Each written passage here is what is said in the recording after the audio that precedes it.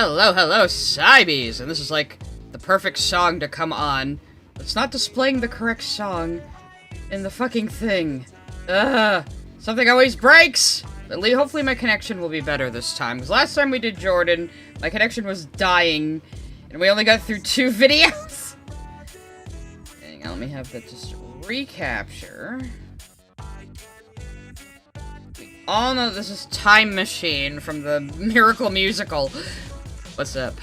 Now look at what you've done now to me.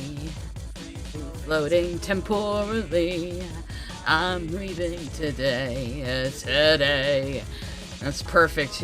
Look what you've done to me, Jordan. I'm free floating temporally and my brain is broken already. We haven't even started yet.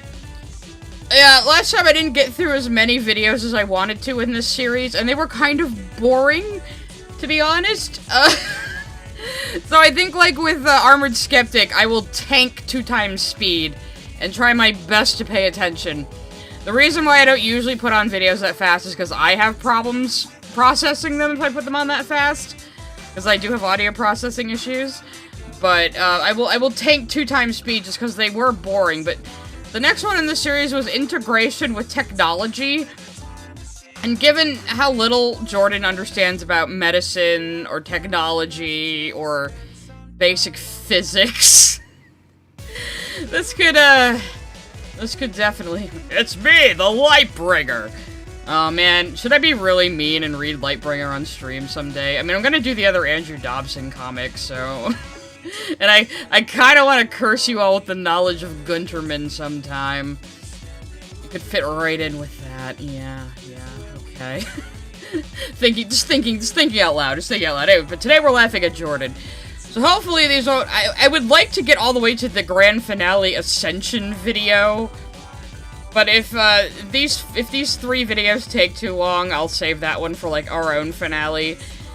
And then right after that, he's a chemtrail one anyway, so what's the finale, Jordan?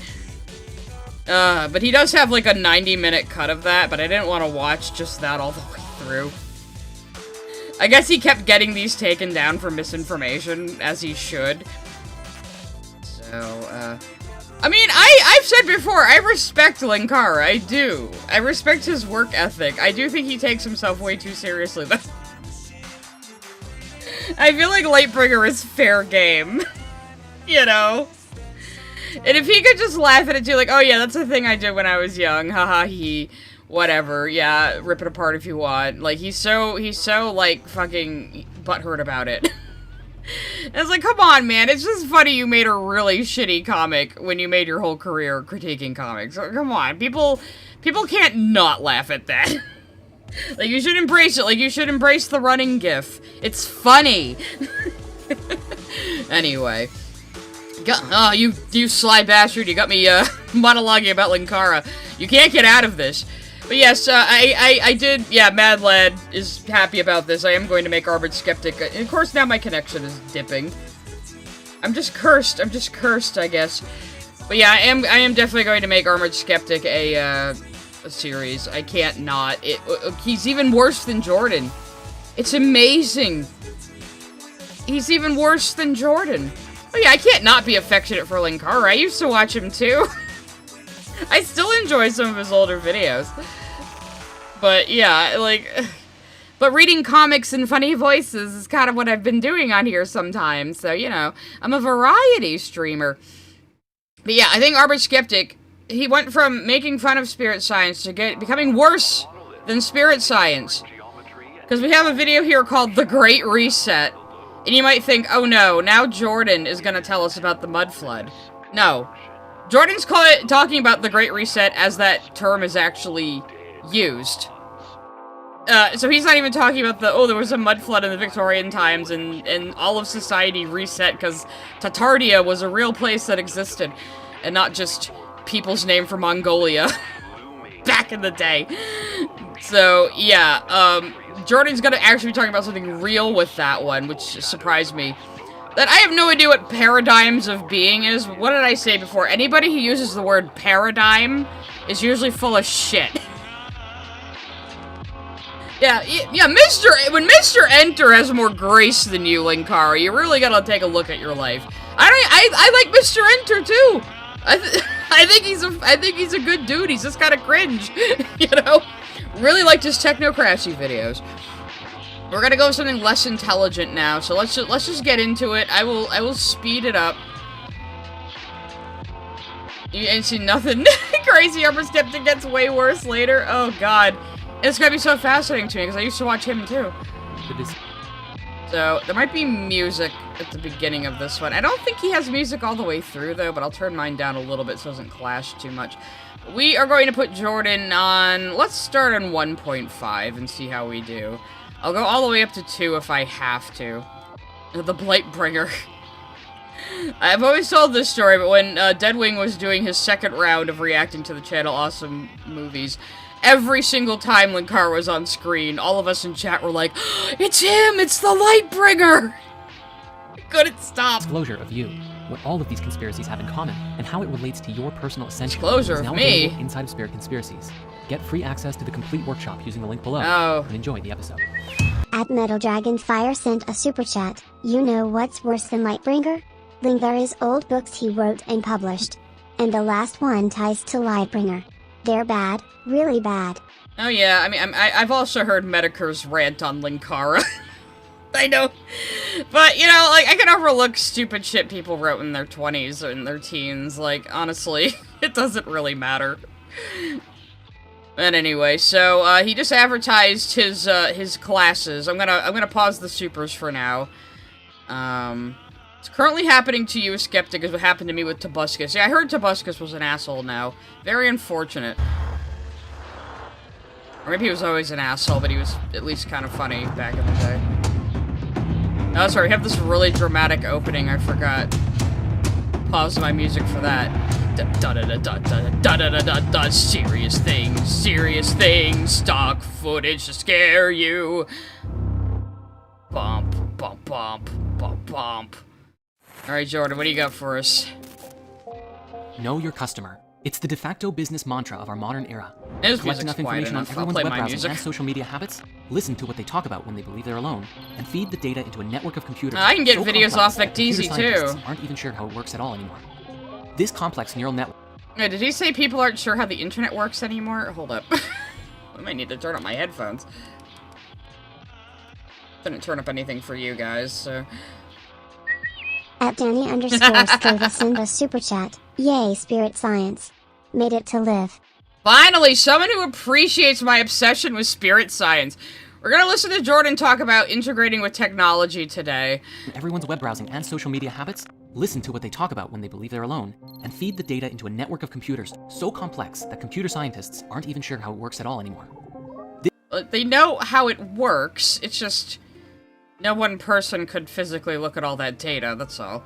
This complex neural network of computers... Yeah, the internet's a series of tubes, Jordan. Where have you been? Data and programs are then linked Not a to big nearly truck. all of us through the apps and web services that we use on a daily basis, spitting out products, content, and suggestions, catered to individual desires better than anything that has ever been done before, keeping the masses glued and engaged on their phones, tablets, and desktops like nobody's business, and have been specifically designed to manipulate our thoughts and feelings in order to keep us using the apps longer, get our friends What are you, jealous? He's like, I should be manipulating everybody's thoughts and feelings. and family engaging, and spend more money in the process. This is our current reality. And what's more interesting, the business model is wildly successful, and most people don't even know that they're a part of it. Where does humanity go from here? A cyberpunk dystopia? As technology continues... Jordan, we're already in a cyberpunk dystopia.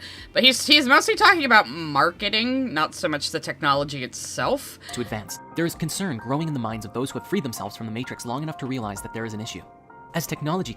Free yourself from the Matrix. Oh my god, you know what? If you could take things he says out of context and cobble it together into like a manosphere thing, and it would work. continues to evolve, and humans become more integrated with it, the line seems to blur between what is real and what is not. Then again, if all of reality is an illusion anyways, does it even matter? Let us begin our exploration with you could say that about any of your beliefs. Well, if reality is an illusion anyway, what the fuck does matter, Jordan? Why do people need to give you money, Jordan? software that currently exists today that begins to blur the lines between reality and illusion. Deepfakes.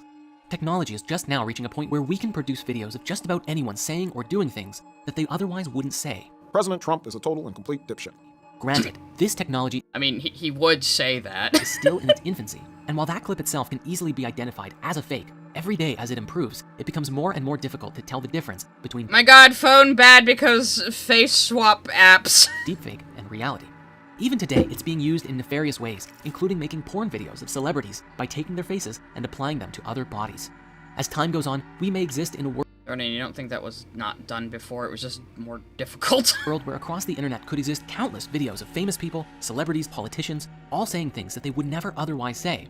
And what happens when it gets so good that nobody can tell the difference? The real and fake versions arguing over which one is authentic. My god, Trump But was of Nick course, Cage this all is only the along. beginning of our technological conspiracies and how we slowly lose touch with our world as we enter into new ones. One of the biggest growing concerns in the world is the belief Because Jordan is the person you want to talk to, and you want to talk about being in touch with reality. Jordan's definitely the man to talk to about being in touch with reality, yeah. One of the biggest growing concerns in the world is the belief that the powers that be are attempting to control everyone through advanced microchip technology. For while each of our mobile devices already track So now we're talking about microchips. You were just talking about deep fakes, and now you're saying, oh, everyone's gonna put microchips in us. and monitor us, the microchips could be used to monitor and potentially even manipulate thoughts and emotions on a Why do they need a microchip when we all keep a tiny computer in our pocket that does that for them? I mean, think about it, Jordan. Think, Jordan, think! Why do they need to secretly put microchips in us when we willingly carry around a device that can track our every move? mass level, just like Facebook and Google are already doing today. The powers that be wouldn't just be watching you on the outside, they'd They're called Meta now, Jordan. This was 5 years ago, so... be able to monitor everything inside. Oh, this was like right before COVID, too, wasn't it? Jesus. November 2020. Everything about you, down to what you think about. This technology, combined with an AI that can associate complex combinations of states within your physiology, predicting future behaviors and affecting our perception and decision-making processes, a very scary and possible reality becomes available to us, one where we integrate with technology. As we know, this is already Jordan, we have already done that! Like, even before electronics, we have been integrating with technology. Tool use is what makes us the species we are. I think he means in, like, a cybernetic way, but, like, Jordan, how long have humans used technology? Like, a fucking pacemaker makes you a cyborg, technically.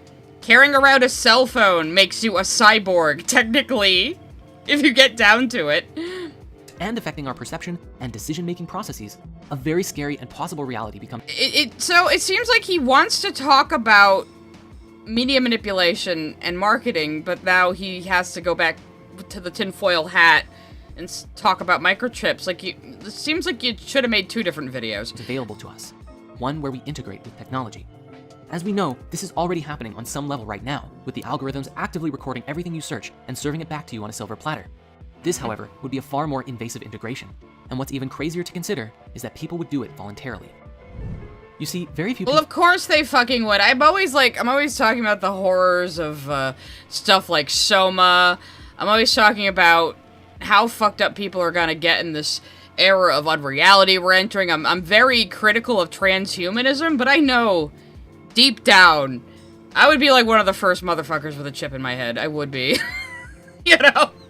That's just the kind of person I am. people are going to just allow this technology to be embedded in their bodies just so that the government can monitor them. Rather, just like with cell phones today, the microchip will be a no-brainer for people who are willing to receive the benefits of this tech. And the exchange? Intimate access to your personal information. Everything you see, think, feel, touch, taste, and so on. But what kind of benefits would there be? Well, at the earliest level, which Elon Musk has already announced with Neuralink, is that by connecting a very few tiny wires directly into I would not put a Neuralink in my head, though. I would definitely vet the brand of microchip I inevitably have put in my skull when I'm like 80. your brain, they could theoretically overwrite neural patterns of depression, anxiety, and even help heal spinal problems, among other things. But in the grand scheme of things, and with a great deal of innovation, where this technology seems to go is into the realm of having a sort of telepathic link to the internet.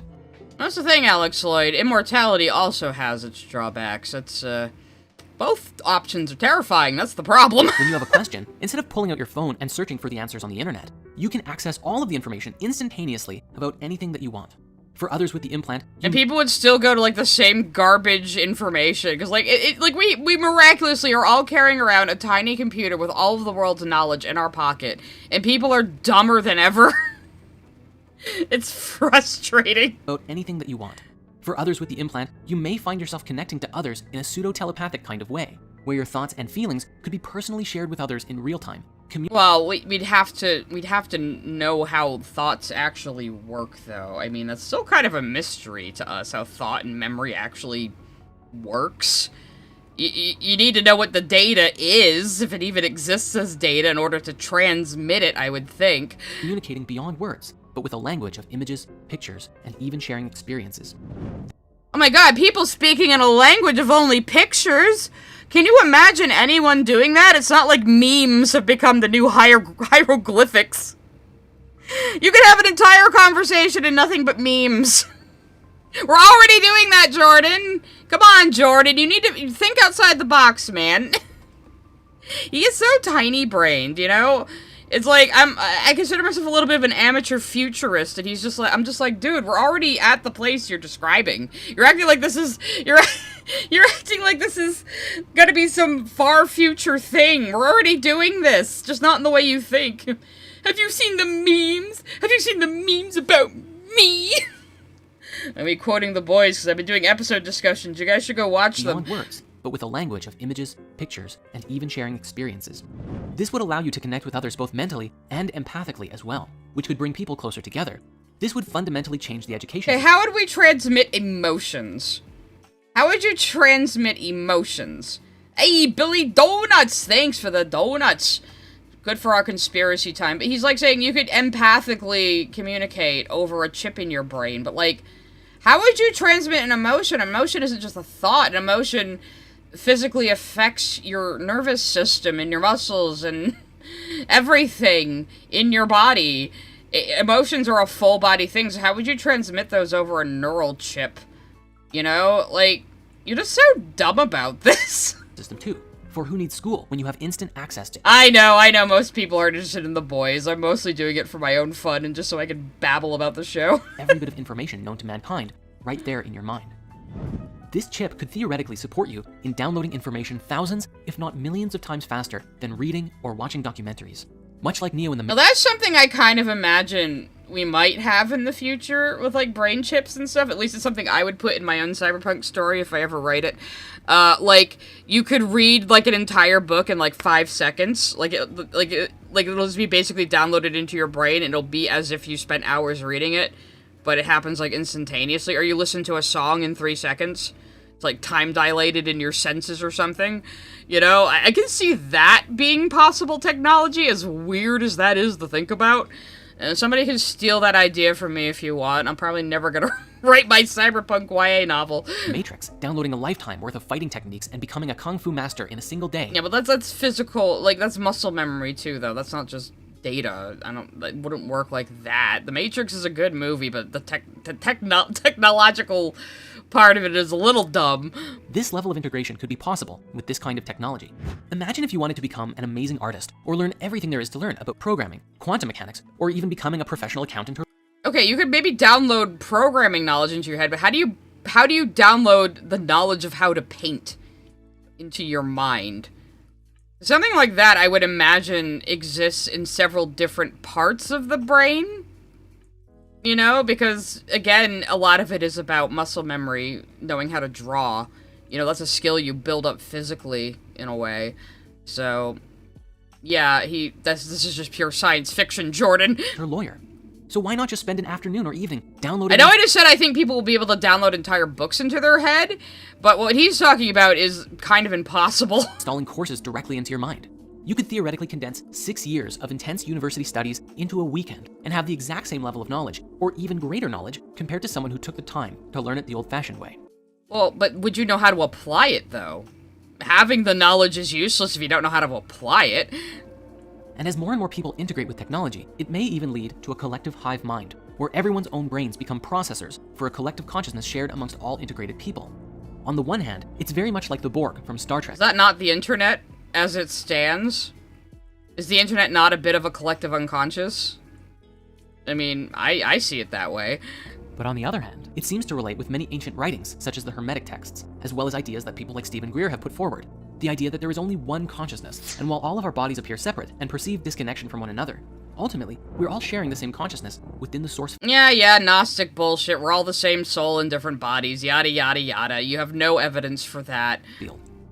The advent Yeah, of this Jordan, just write like a science fiction novel. It would probably be okay. You might get some Netflix movies out of it. kind of technology would have earth-shattering implications for all of us, and life would never be the same. A sense of personal boundaries and privacy disappears as we become more open and interconnected in mind and body.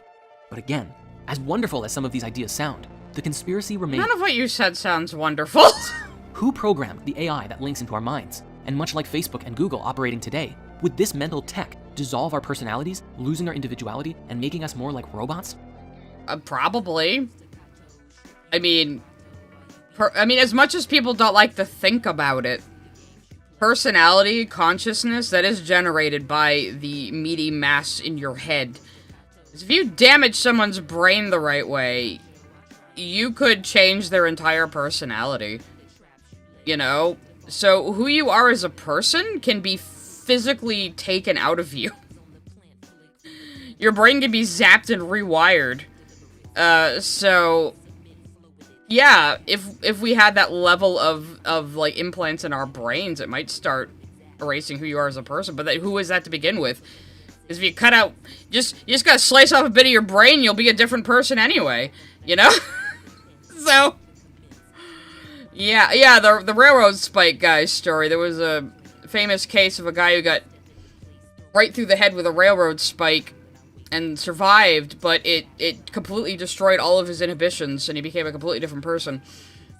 So that happened to Jeffrey Dahmer. Didn't Dahmer have some kind of, like, schizophrenia brought on by seizures or something like that? Because that can happen, too. People can develop, like, schizophrenia from brain damage. We do not understand the brain enough, Jordan, to absolutely say what you're saying is possible.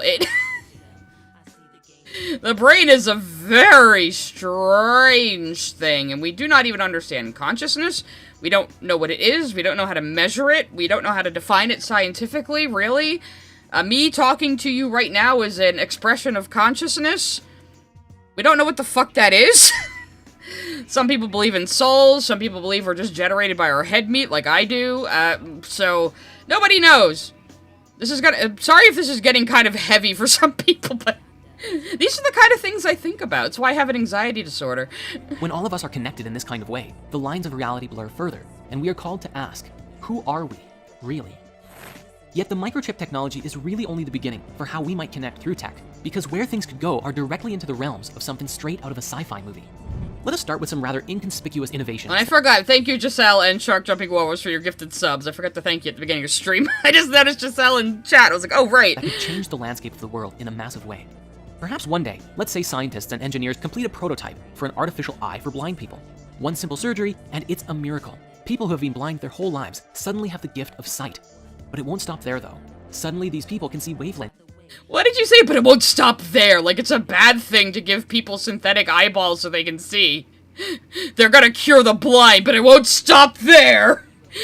Next, they're gonna let the lame walk. We gotta stop this. Gift of sight. But it won't stop there, though. Suddenly, these people can see wavelengths of light that normal eyes can't, have an integrated zoom feature giving them binocular eyes, and even have an augmented reality display directly in their inner vision. Yep, I believe we are going to invent all of those things eventually. Maybe not in my lifetime, but who knows? Technology has advanced so fast in just the time I've been alive. You know, it's kind of crazy when you really think about it. I always bring up the example. I got my first computer in 1993. So that was about 30 years ago. That computer had a whole 525 megabyte hard drive. That was higher end at the time. And now I have a tiny computer in my pocket that's like 40 times as powerful as my first PC. And it's kind of like, wow. You know? So it's crazy. Maybe in the next 30 years we'll have all sorts of crazy cyberpunk shit going on. Who knows? Or maybe we're all gonna blow each other up with nukes soon. I don't know. I'm gonna try not to doomer. Let's have some super chats. At Minebot45 sent a super chat. I have never been more frustrated to not capture virtual lightning on a recording than I have the past few days. I needed a break like this. Oh, that sounds difficult. Action Fan 19 sent a super chat. The biggest drawback of immortality is how easily you end up becoming a sociopath. Well, there's also the problem of, immortality. The longer you live, the more likely you will end up in some inescapable situation stuck somewhere. Like, that percentage goes up the longer you're alive, and if you're immortal, it'll happen eventually, So, I don't know, it's the existential elk problem. We are just not built as animals for our level of intellect and awareness of the world around us, and it makes us all depressed. At ChipManly1 sent a super chat. The memes. Jordan Spirit Science, supposedly.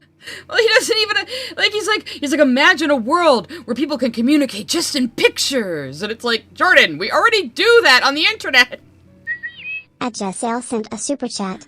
Yes. With the thank you comes an art tax to push the envelope of what humanity is even more. I'm better today. I've been taking my allergy pills. 45 sent a super chat. Why is Jordan using that Lucy movie as B-roll? Does he also believe that we only use 10% of our brain? Oh, I saw a scene from that movie and kind of want to watch it now. I think I know what it's like. This lady becomes electricity or something because she gets too smart. It looks kind of cool, though, but I guess he's using it as B-roll. Oh, Jordan. Jordan does tend to take a lot of, fiction as a documentary, so, yeah. People could literally play Pokemon Go anywhere without a phone, literally seeing Pokemon all over the place. When cyborgs... Guys, imagine if we have altered reality eyeballs and we get to see Pokemon everywhere. Like, why is that, the only application you think of for that? At Balonic111 sent a super chat. Late tax. Sorry, got hyper-focused and forgot again. That's okay. Biolonic, thank you for the super chat. I've been streaming a lot this week anyway, I don't blame you. Can not only see, but see better than someone with normal eyes. Even people with fine eyesight will want this upgrade, and a new generation of upgraded humans begins. Even on a less invasive level, we have the ideas like the digital contact lens depicted in the new Brave New World series, which is a contact that hooks into receptors in the back of your eye, giving you a direct mental and visual link to everyone else in society. This could happen with prosthetics too, and in a way it already is, although the tech is still in its infancy. If someone loses or breaks their leg... The tech is still in its... Have you seen some of the prosthetics they're making these days?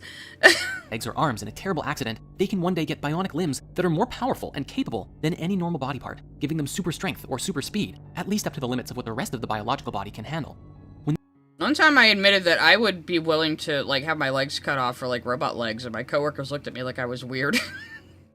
Oh, come on, I've had bad knees since I was 12. I'd take robot legs. This tech is available. Of course, some people will opt to have their arms or legs replaced by bionic body parts. Yeah. This may even be especially popular in top-secret super soldier experiments done by militaries of the world, if they're not already doing it.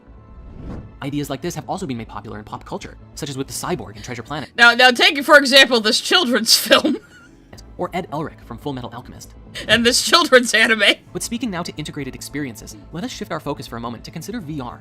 It's not impossible to think that some... Oh god, what are you gonna... I'm actually quite familiar with VR. I haven't done it in a little while, but a friend of mine is a complete, gearhead for VR. And I've done a lot of it, so let's see what he says. ...moment to consider VR. It's not impossible to... I would say Full Metal Alchemist would be considered more for kids, in Japan, at least. I think that something like the Oasis from Ready Player One could be right around our doorstep. A massive multiplayer online universe that... Oh my God. Have you seen VR chat these days? It kinda is! ...experience through VR technology. This could, and likely would, lead to a form of mass exodus from real life, as people begin shifting their lives into this digital realm. Why go to work in an office when you can work from any conceivable place in the universe? And then instead of spending time with friends at the bar after work, why not go hunting dragons together? Instead of playing racing games on your iPad. Or you just go to a fake virtual bar with your friend who lives in another state. My friend and I have done that before. We found out I'm just as bad at playing pool in VR as I am in real life. Why not go and actually experience a race yourself? Completely immersive, yet safe from the comfort of your home. With all of the suffering in the world and the fantastic possibilities offered by VR, some people might seek out a life spent mostly or even totally in-game. And while everyone is inside... Yeah, see, I'm worried I would definitely be one of these people that would, just retreat into a fake world. I don't know, again, lately I've been learning I'm not as terminally online as I thought I was, but, I always feel like you do have to be careful with this stuff, because I could see, like, again, my friend and I were talking about this one night in VR, we're just hanging out in a VR chat world, and I was like, I could see people really getting, like, unhealthily sucked into this, though, because it's so alluring. And he's like, yeah, but on the other hand, this is some of the only human contact some of these people get. And I was like, yeah, that's not healthy, but you're also not wrong. And, like, this is the way for very, very secluded, awkward people to socialize. I mean, I've seen it. He's got a bunch of furry friends in there. I've met some of the people he hangs out with. And he really likes getting to know, like, some of, like, the weirdest people. But I guess since he's known me for a long time, and I'm autistic, I kind of gave him, like, a framework to approach far more autistic people than I am. So, yeah, neurodivergent be like that. Like, he has, like, a full body, like, thing now, where he can, like, feel people touching him in VR. It's crazy. It's absolutely, he's got full body movement on his avatar. And I've seen other people with avatars like that. It's pretty amazing. We don't really, he doesn't take me into public servers very much, so there's a lot of freaks in VR, because it is still a very niche thing, but it's very viable. It's just nobody wants to make any good games or software for it. But I have a Quest 3 now, which isn't bad. It's its own standalone device, so it doesn't, like, suck up my computer GPU, and I can stream Steam, well, I can stream Steam from my computer to the helmet. Only drawback is it only lasts for, like, 2 hours, but I can't stand VR for more than that anyway. That's the other thing. Like, people act like being in VR is fully immersive. It's not really. Like, it makes me really hot, and it makes me really tired. So, I don't know, like, I don't get, like, motion sick or anything anymore, unless it's, like, unless the map has really bad textures, then I get motion sick. But, no, but for whatever reason, it makes me very sleepy, and I get overheated doing it, so it's not like it's easy to be fucking around with a helmet all the time, you know? Side of the game. What would But of course, the VR helmets are going to get a lot smaller than even what they show here, eventually, so... the real world. If we are not careful, we may end up with a reality, like Ready Player I might stream some VR games soon, though. I know there's one for the boys coming out. One, with massive slums taking over as people spend less and less time in the physical dimension. Why bother fixing the real world? Well, I don't think, like, you're gonna have just slums like Ready Player One and every single person is gonna live on the internet. I don't think that's ever gonna exactly happen. We'd probably more likely have, like, holodeck rooms. You know, people will have, like, holodeck rooms or something, like Star Trek, to, like, access the internet and hang out with other people and stuff, you know? Ed Balonic111 sent a super chat. Chat is also making people's grip on reality worse. It is. You know, though, I've tried to make ChatGPT, like, validate my delusions so I could do a stream on AI psychosis. But I can't get it. Like, it always responds to me very professionally. Maybe because I've been very professional with it in the past. I always say, like, please and thank you to it. Apparently it's character AI that has gotten a lot of people. Those get a little crazy, so maybe sometime we'll try to see if we can get an AI to start validating delusions I'm telling it I'm having, just to see how that happens. In the real world, when the in-game world is always perfect, beautiful, or at least exactly as it's designed to be. But even this is not the end, and the lines around what is real begins to blur until you can't even see the line anymore. One day, it may even become possible to transport your entire consciousness into a game. This concept was demonstrated powerfully by a show called Sword Art Online, in which a VR headset... No, not Sword Art Online, of course! Jordan, you would love Sword Art Online, because it's a bullshit harem anime about a Mary Sue protag, and it doesn't understand how fucking video games work!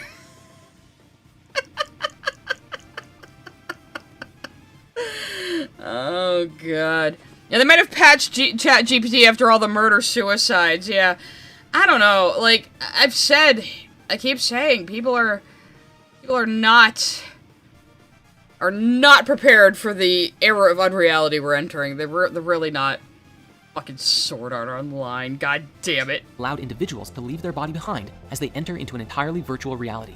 Your body is unconscious, you're not even aware of it, and you experience reality as if you are physically running around in Azeroth or Minecraft, Hyrule, or literally anywhere that you want, as anyone that you want. Recently, he just told us what video games he plays. But, like, though, honestly, here's me being part of the problem and a technocrat again. If there was, like, a helmet that let you play a video game while you're asleep, I would fucking get it, I would. At SoarHeart520 sent a super chat. There is an anime called Shangri-La Frontier. It's about a VR game video. I would like to play a game like that. So, I think I've heard of it. What is it, like .hack sign almost? This idea was also portrayed in an episode. At Danny_Strava sent a super chat. I feel kind of bad. Case I love that show. Didn't mean to make you feel bad, Danny. Sword Art Online just kind of frustrates me. You like what you like, but it just kind of frustrates me. At DireWolf181 sent a super chat. Obscure reference but a series I read as a kid, Pendragon Adventures. One of the settings was a place where VR overtook reality and the world fell apart. I mean, I do see people getting too hooked on it. I do think that will happen, unfortunately. You think people would make mandatory touch grass laws prevent stuff? People continue acting weird about VR stuff. Well, like, civil liberties, how can you force people to go outside, you know? It's a whole question of, can you make laws based on what's good for people for their own good, and how far does that go? And, boy, the human condition is something else, isn't it? Episode of Black Mirror, with a next-level VR headset that is just a little disc that you put on the side of your head, and it transports your consciousness into a video game. Honestly, that would be pretty fucking awesome. See, I'm part of the problem. As you enter into a world where you can literally do anything, like fly, use magic, go on epic quests, or even just spend an entire summer fishing by a beautiful lake in paradise, the question becomes, why spend At Miss Jasmine 305 sent a super chat. Latex. What has Jordan done now? Oh, these are old. It's his conspiracy theory video, so I wanted to continue with the series. And that's kind of boring, but he's just all over the place with this one. But at least he's triggering, like, more interesting conversations for us to have, I guess. The physical world at all. Do you want to have a super powerful body? Or a super sexy one? How do you want your face to look? You can customize it to your liking At freely. SolarBone Since this sent a technology super would chat. connect directly Banned to your from brain, Discord it could for even BS stimulate reasons sensation. tax. Banned from what Discord? I didn't ban you from my Discord, did I? Did you get banned from the whole thing? I didn't know I had the supers on still. You just got an AI ad? I don't think I've disallowed AI ads, sorry. I've disallowed gambling ads and political ads on YouTube. At ActionFan19 sent a super chat. This'll be over people's heads, but a Yu-Gi-Oh series had its whole premise be in a virtual world. Oh, one of the later ones? Yeah, I think I remember hearing that. Since this technology would connect directly to your brain, it could even stimulate sensations like getting drunk, taking psychedelics, or rewiring your thinking patterns to be however you want. If the only concern of having to unplug is eating and going to the bathroom... Well, I mean, like, brain experience wouldn't translate to rewiring your whole head, I wouldn't think. Then undoubtedly someone will create a technology that makes it so that that isn't even an issue, and you will truly never have to leave. One might also wonder exactly what would happen to your physical body. If you were to rewire your consciousness and brain inside of the game world, would it change your body appearance at all? A mass exodus from the physical world... No, Jordan, rewiring your brain with a VR helmet would not change your physical appearance. At all? A mass exodus from the physical world would create tremendous changes within humanity, as part of the human race strives to live in this new world, and another part rebels against it, or simply cannot afford to play the game. Further, once brain integration happens and mass data is collected on people's reactions to certain stimuli or events, the artificial intelligence could skillfully filter and alter your perception in reality, or completely guide your experience in VR so that you rarely, if ever, have a desire to stop using it. Well, yes, I could see that happening, which is terrible. All this technology, especially putting your consciousness into a game, will at some point give the game creators an awareness of everything about you. Your thoughts, your feelings, your choices, and it would allow... Well, again, though, how do you transmit actual thought? We don't exactly know what thought is or consciousness is, so I don't know how you would transmit, like, actual thoughts. And how would you store them as data? How would you read them back as data? Like... I mean, you don't really think in words a lot of the time, so it's not like hearing lines of dialogue in someone's head, as you might imagine, Jordan. Anyone with the know-how to monitor you on a very intimate level. And yet, most people will probably skip past the 50 to 100 pages of terms of service and press accept anyways, because the ability to yeah, I probably would. I would get duped by this. You're right, Jordan. shoot fireballs and fly is waiting for them on the other side of the sign-up page. And seeing the pinnacle of all of this together, as humanity grows and becomes more advanced and can even create an entirely robot body, if we can transfer our consciousness, our thoughts and memories into a machine, then we could exist with a robot body just like Ultron himself. It wouldn't be you. Also, just Ultron wasn't human to begin with, really, was he? But yeah, it still wouldn't be you if you can't transfer your consciousness. It'd always be a copy. Jordan, play Soma. Jordan, play a game for grown-ups for once. When that day comes, we will be forced to ask, what constitutes a human being? Now, to some people... So now we're talking about transhumanism. I mean, I guess that jives with integration with technology, but he's covered like 15 different fucking topics here. At Balonic111 sent a super chat. Oh no, Jordan is getting into Dimensions merge territory. Not quite yet, but I wouldn't be surprised. Actually, no, fucking Armored Skeptic would be more likely to talk about a dimensional merge. This already sounds amazing, and can't wait for the future. However, the conspiratorial aspect of this comes in the form of a question. As we step into the next 100 years of change and beyond, who is really running the show? The foundation of the internet as we know it is rooted in algorithms beyond anyone's understanding, designed almost entirely for the purpose of profit and marketing. Just play the clip from fucking Metal Gear Solid 2. Who controls these algorithms? Who dictates what we see? Currently, our attention... Again, just play the clip from Metal Gear Solid 2, Jordan. At Minebot45 sent a super chat. I love how Jordan used the South Park WoW episode as B-roll for a second when I'm pretty sure the only thing preventing an episode making fun of him is Trey and Matt not knowing about him.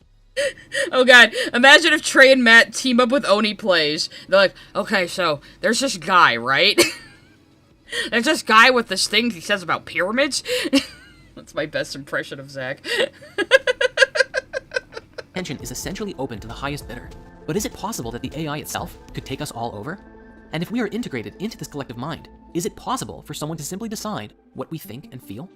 Even when the internet was in its infant stages, people were fantasizing about... Okay, yeah, you're going into pure science fiction now, Jordan. This isn't even futurism. Like, we're nowhere near the level of what this would take to accomplish to even worry about it. And open access to information revolutionizing the world. And while that tech did become available... No, he's just babbling on deep fakes, and we're relying on technology more, and algorithms, but he's not really saying anything about it. Social media has also come to the forefront, and allowed some of our worst primal instincts like tribalism and manipulation to resurface with greater strength than ever before. What do you mean resurface? We've always been a tribalistic species. This is built into us as fucking animals, you know? Everyone, see, that's what you really lose sight of in all this tech talk, where we are still animals. We still have to deal with that side of existence, you know? Into this, we must acknowledge that we're all responsible for our own behavior. But as far as social media is concerned, how we use this technology is also beholden to those who created it. In a recent Netflix documentary called The Social Dilemma, several ex-employees of many social media tech giants like Google, Facebook, Instagram, and more sat down to reveal what they had inadvertently created with this pioneering technology, a monster. They explain that they have created a world in which billions of lives are affected by the decisions of a small number of programmers, a social reality in which through the way that the apps and software work, it facilitates very small and subtle changes in the way that people think and feel. You think propaganda never existed before now? You think marketing never existed before now? It's all the same shit. You think religion never existed before now? People have always been emotionally manipulated by some power that be to get them to do and think and feel certain ways. This has always been happening. It's more dangerous and much more invasive and faster with this technology, but you're acting like this is a brand new phenomenon in the human race, Jordan. Like, are you really that naive? It's so subtle that you don't even know it's happening. But the result is that most of us end up living inside of a delusional bubble, seeing only the content that we're already exposed to seeing. Hey Jordan, do you think milk is good for your bones? That was just a whole bunch of bullshit they came up with because the government has a dairy surplus and needs us to drink more milk. But they won't take the incentives away from the dairy farmers because then the dairy farmers will be mad. So we just make far too much dairy and cheese for absolutely no reason. So their solution to that was to run this huge campaign for years and years and years in every bit of media possible that milk is good for your bones. And it's just not true. Shit like this has always been going on. At CutieAppleby123 sent a super chat. This is making me think of the first episode of C-Lab. Would you put your brain in a robot body? Well, yeah, if you put your whole brain in it, that's different. You're putting your actual brain in the robot body. That's different than transferring your consciousness, which isn't fucking possible, and would just make a copy of you. At the _space frog sent a super chat. Jordan, as a neuroscientist, this video is torture. It's always worse for you, Space Frog. I at least have the bliss of ignorance. Whereas you are an academic. And a crap ton of people are lactose intolerant, too. Yeah, exactly. You're not supposed to drink cow's milk, but because of this fucking dairy surplus in America that doesn't need to exist, but just does because we all were fed this line of bullshit about milk. You know? Do you believe lemmings throw themselves off cliffs, Jordan? You know, like... this kind of shit has always been happening. And this software can even help us create negative responses to people who believe anything different than us. The technologies, they explain. Oh yeah, Master Mike, don't forget about circumcision. There's no real medical advantage for it, yet due to media manipulation, people don't even question it. Yep, exactly. Exactly. It's crazy. It's all thanks to the Kellogg's guy. And his weird ideas about stopping boys from masturbating. Are designed specifically to get as much engagement out of you as possible, to get you spending more and more time, and then more money, just by browsing these social media sites. Really take a moment to think about that. Every single thing that comes up on your own social media feed was put there by an algorithm that was trying to get you to keep scrolling, to warm you up. Yeah, no shit. YouTube needs to give me better recommendations. To spending money with an ad, or continue to foster. You know, that's not always a bad thing. I was talking the other day about how I miss when Netflix let you rate things by star. Because you give things like 1 to 5 stars. And based on that, the Netflix algorithm would suggest movies to you. So there's plenty of movies I ended up watching on Netflix that I wouldn't have watched on my own just because Netflix was like, I think you'd give this 3 stars. I think you'd give this 4 stars. And it was always kind of accurate, and I actually kind of appreciated that. Like, oh, hey, it's throwing movies at me I never would have thought to watch or never would have sought out, because it's like, hey, based on your likes, you would like these. And I'd be like, oh, cool. Awesome. So I enjoyed that, and then they took it away because all the movie companies got pissed off at people being able to rate their movies 1 out of 5 stars. And you can only thumb up and thumb down things now, and it's just not as good. So, and I'm not as adventurous with what I watch on Netflix anymore. Yeah, this was ages ago. Look, you guys have to understand, I'm an early Netflix adopter. Like, I started using Netflix when they were still mailing DVDs. Like, even before they basically invented streaming. So, I've been with Netflix from the very beginning, basically. It's gone through a lot of changes. Now they just change what picture they show you for a show or a movie based on what they think you'll click on. But the star system was actually fucking useful. It made me watch more things than I would have. Engagement by connecting with other people and bringing them back to the app too. A supposedly leaked document from a marketing presentation for video games showed dozens of pages, plans, and methods to use AI and data collection on the target gamer to determine when they were more likely to buy in-game items, and aggressively market to them by displaying offers at those times. You can avoid that by not playing games with microtransactions. Audio captured by the devices revealed to the AI the gender and mood of the player, and found that Wi-Fi Getting rid of Quickster was the best thing they ever did, Space Frog, let's be real. could reveal their location, such as if the player is in the car or in their bedroom laying down. The AI would also pick up mouse movements and typing speed, revealing levels of engagement, determining how best to serve these ads to the individuals. All of this data is fed into the AI and analyzed by the marketing team to exploit human psychology for the sake of selling virtual goods.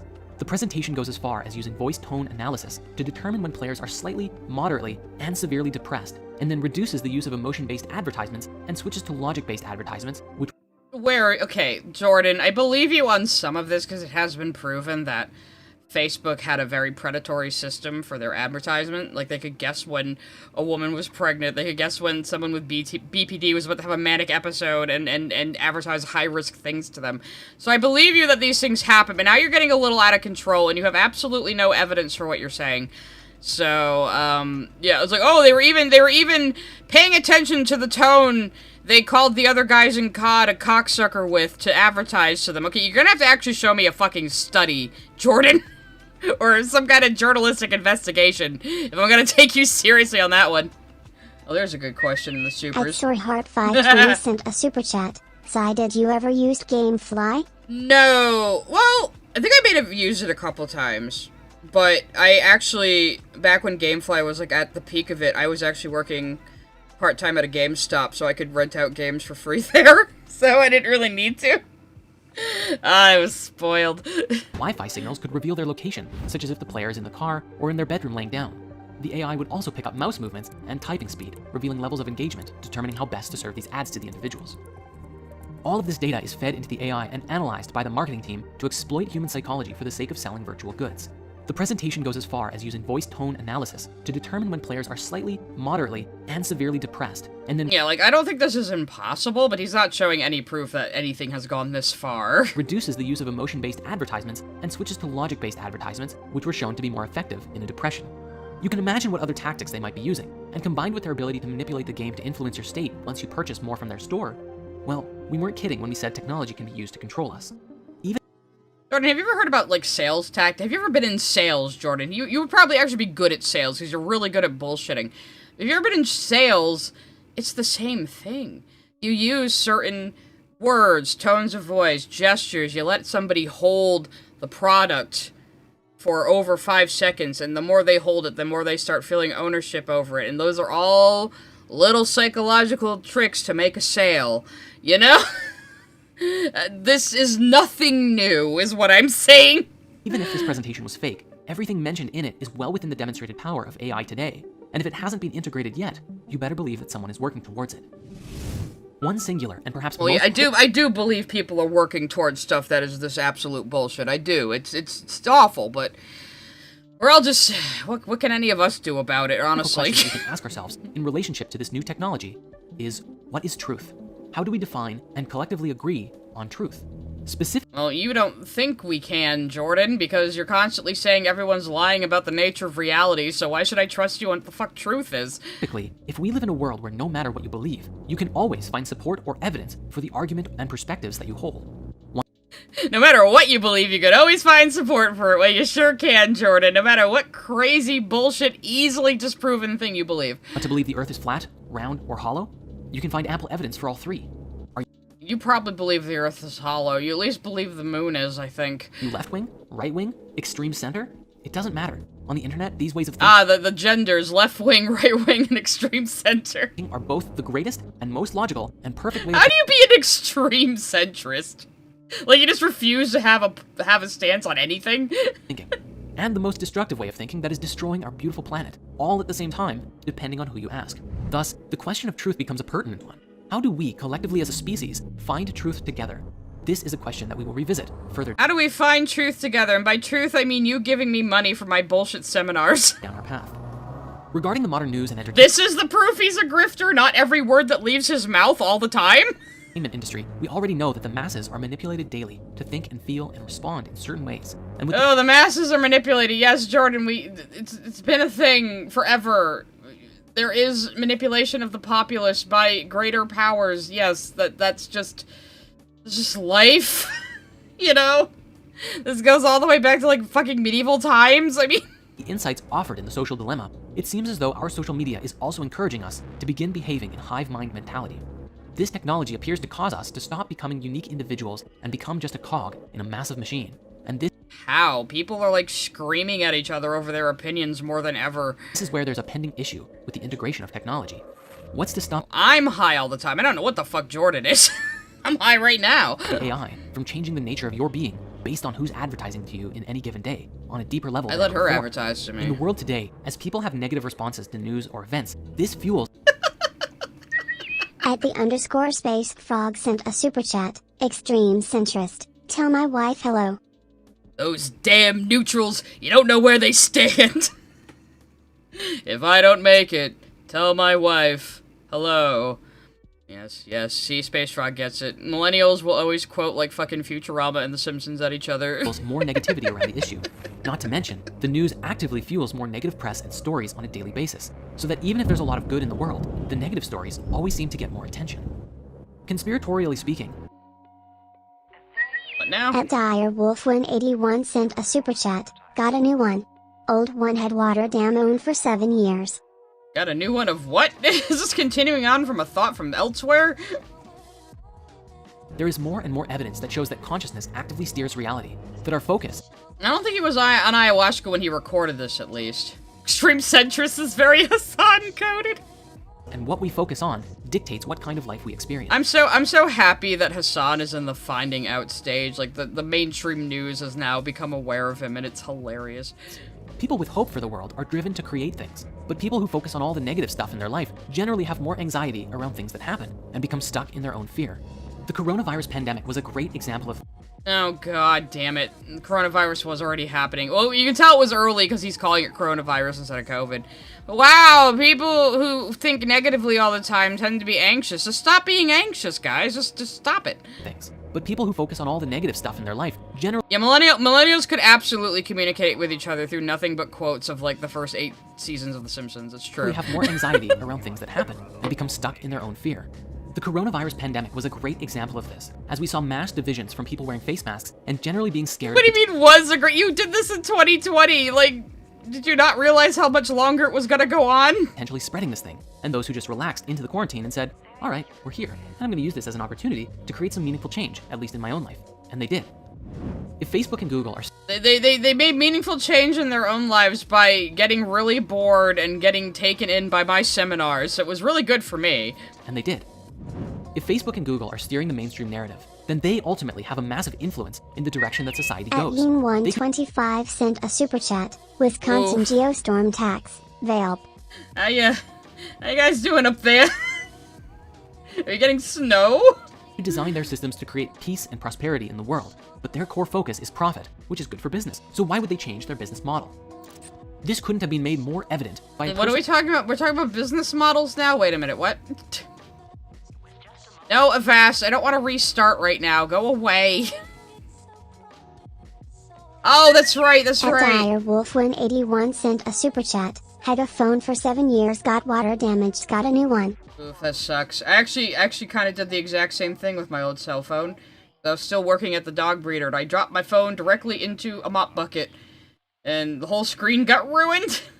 So I went and bought a fucking 12 mini for like $300 and just transferred my shit over. All right, we're here, and I'm going to use this as an opportunity to... Speaking of 2020, let's not forget about how he snuck into a fucking hospital illegally. Yeah, we found that video on one of the live streams, and I was very angry with him. Generally being scared of potentially spreading this thing, and those who just relaxed into the quarantine and said, all right, we're here, and I'm going to use this as an opportunity to create some meaningful change. Were you an anti-masker, Jordan? Because there was a video I stumbled across in one of the Spirit Science streams where he was expertly tap dancing around admitting to being an anti-vaxxer. So I wouldn't be surprised if he's also an anti-masker, to be honest. At Invoicing Emu sent a super chat. Florida heat wave tax. It's been kind of hot here, too, and it's only April. It's a little worrying. I'm gonna have to put the air conditioners back in soon. He said afterwards he had consent and it was staged. I don't know about that. He was, like, hanging around in a surgery room. Like, I don't know. He might have just been covering his own ass. Yeah, people who like, thought it was, like, some big political stance to not wear a mask during COVID. Like, the simplest fucking thing you could do to not spread germs, and they just wouldn't do it. Because, I don't know. People are stupid. It's like people don't know 5th grade fucking virology. I can't even say it right, but you know what I mean. Like, yeah, you put a fucking medical mask on your face, and you're less likely to spread germs from your mouth and nose onto surfaces, and onto your sleeve, and onto other people. And it spreads things less. Like, the people don't believe it, how do they explain the flu also going down during the time people were wearing masks? You know, I was kind of hoping... I was like, well, maybe now, like, wearing a medical mask when you're sick will catch on in the United States, and people won't look at you like you're crazy if you do it. No, we just had to be really stubborn about it. At least in my own life, and they did. If Facebook and Google are steering the mainstream narrative, then they ultimately have a massive influence in the direction that society goes. They could design their systems to create peace and prosperity in the world, but well, yes, Google does control far too much. In fact, most of the internet is run off of Google's servers, and that's worrying. At Direwolf181 sent a super chat. It's been decently cool here, weirdly enough. It's the global warning. It's the global warming they warned us about when I was in fucking elementary school, and then we just didn't do anything about it. Wow. Yeah, Japanese people have been wearing masks during flu seasons for decades. Why did Americans have to make it into a big political issue? I don't know. Because I always thought that was smart. It's not just Japan. Like, in all of Asia, people do that. When they have a cold, they wear a mask. Makes sense. You spread less germs. And I always thought that was smart, but if you do it here, everyone looks at you like you're a fucking nut. And I was like one of the first people wearing a mask when COVID was starting. Like, I had to run to Staples for, like, a keyboard or something. And I was really paranoid about spreading it, so I had gloves on and a mask on. And it was like me and one Asian dude were the only people in the whole store with a mask on. We kind of like nodded at each other, you know? But like, yeah, but to me, I was really hoping like maybe people will see the benefits of mask wearing when you have a cold, but no, we have to be stupid. Though I do see more people doing it now. I do see more people wearing masks during like flu season now. So it's not completely weird anymore, at least. Core focus is profit, which is good for business. So why would they change their business model? This couldn't have been made more evident by a personal quote from Mark Zuckerberg, founder of Facebook, who actually said, "What's good for the world isn't necessarily what's good for Facebook." Yes, he really said that, and he owns one of the largest companies in the world, influencing the lives. Who cares what Zucky Wucky thinks? You should be talking about him being a lizard person. If anybody is a lizard person, it's this guy. Of billions. Even if humanity was connected digitally with all of this access to information, such as consciousness integration and all that, unless you were actively looking to download and install books and wisdom into your mind, it's all too likely that the focus of our collective mind could be hijacked by advertisements, entertainment, or other things. The exact same. Yeah, I do. Well, yes, if we do get brain implants, they probably are going to find a way to advertise on it, depressingly enough. As how we are constantly distracted by social media today, and this could even be used to steer our species in the direction of whoever or whatever was pulling the strings. Honey, you have a whole conspiracy theory series here, and you can't even conceive of the fact that there have been people molding the way society goes for fucking ever. And it's invisible to us plebeians and us little folk. Like, you're not even a good conspiracy theorist. Oh my god. At this point, it almost appears as though this kind of technological integration is inevitable, and if you're conflicted about it, you're not alone. On the one hand, the ability to read every book you ever wanted to in days, or learn more about yourself and the universe in such a short time, or master Kung Fu, is very appealing. I mean, I would like downloading books into my head. I think that would be cool. I don't know, I'd do On the that. other hand, if your mind can be controlled or even forcefully steered in any direction by someone else, then is that really a paradigm that we want to be a part of? Jordan, what are you doing? You're trying to steer the direction of people's minds toward your bullshit so they'll buy your stuff. Basically, this whole video is just like, I'm so jealous that there are people better at manipulating people than I am. Why aren't I a mega corporation with my spirit science bullshit? That's not fair. Integration is inevitable, and if you're conflicted about it, you're not alone. On the one hand, the ability to read every book you ever wanted to in days, or learn more about yourself and the universe in such a short time, or master Kung Fu, is very appealing. No, like, he's better at his bullshit New Age woo-woo than he is at conspiracy theories. Fucking Armored Skeptic has him beat on conspiracy theories. On the other hand, if your mind can be controlled or even forcefully steered in any direction by someone else, then is that really a paradigm that we want to be a part of? It's the paradigm you are a part of right now as the societal contract of living in a society. We live in a society, Jordan. I imagine that there will be some big turning points for our species in the journey of development of this technology. But if we can learn to do this in an open source way that allows each and every individual their own sovereign right to freedom of thought and feeling, and actually choose what they share with the collective mind. No, it's amazing you think you have a sovereign right to anything right now. I mean, we have rights, but like, how much of your choices are actually yours? And how much of them are what society has pressured you to value? That's always something you should ask yourself. Well, I don't know. I'd be curious about the potential outcomes of this. The silver lining we have going into this is how the process mirrors what the internet of today brought us, good and bad. If we can learn from our mistakes and take that wisdom at a large scale into the new paradigm, we have hope, even if its temptations still clutch the majority What the fuck is this? A select few can guard the light and guide others. Was that Ready Player One? I've never seen it. That's you can start practicing right now by being mindful of how your relationship with social media truly affects your life and the lives of those that it connects you with, and hopefully pass that wisdom on to future generations. He's just If a great yapping positive now. shift doesn't occur, we will forever be destined to repeat our mistakes on greater and greater scales until we finally do. If these conspiracies frighten you, please go and watch The Disclosure of You Inside of Spirit Conspiracies. Actually, I probably said far more frightening things than you did in this video, Jordan. I probably have some of my chat in the fetal position in a corner right now. I don't mean to, I'm sorry. No, he's not. Luckily, Jordan is not a sovereign citizen. I don't think. Do they have those in Canada? I thought that was like a very American thing. I guess some people in the UK do it too. So maybe there's some in Canada. But no, he's just trying to sound wise and smart. He's not saying anything. At Direwolf181 sent a super chat, because we are stupid and selfish, look at our prey. Yeah, look who we put in office over us, yeah. At Miss Jasmine305 sent a super chat, do you prefer lizard people being from space or from underground?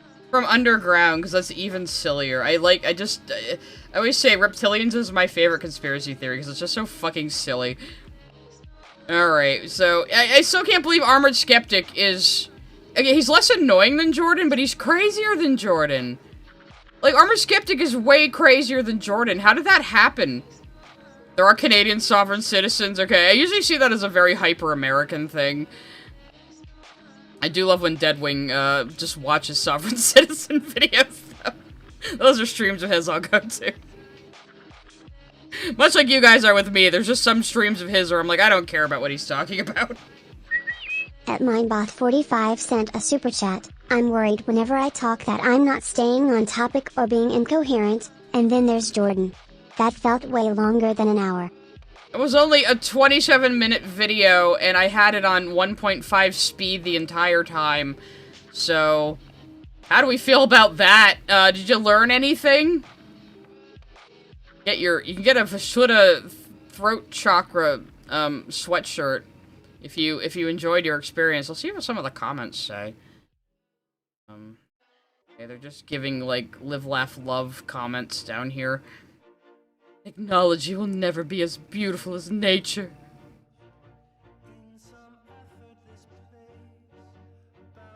Depending on anything man-made is a recipe for disaster? Bro, you would probably be dead already if it weren't for man-made technology. At Devicolith sent a super chat, I prefer the Fire Emblem Three Houses lizard people. They come from space but moved underground. Those games have lizard people?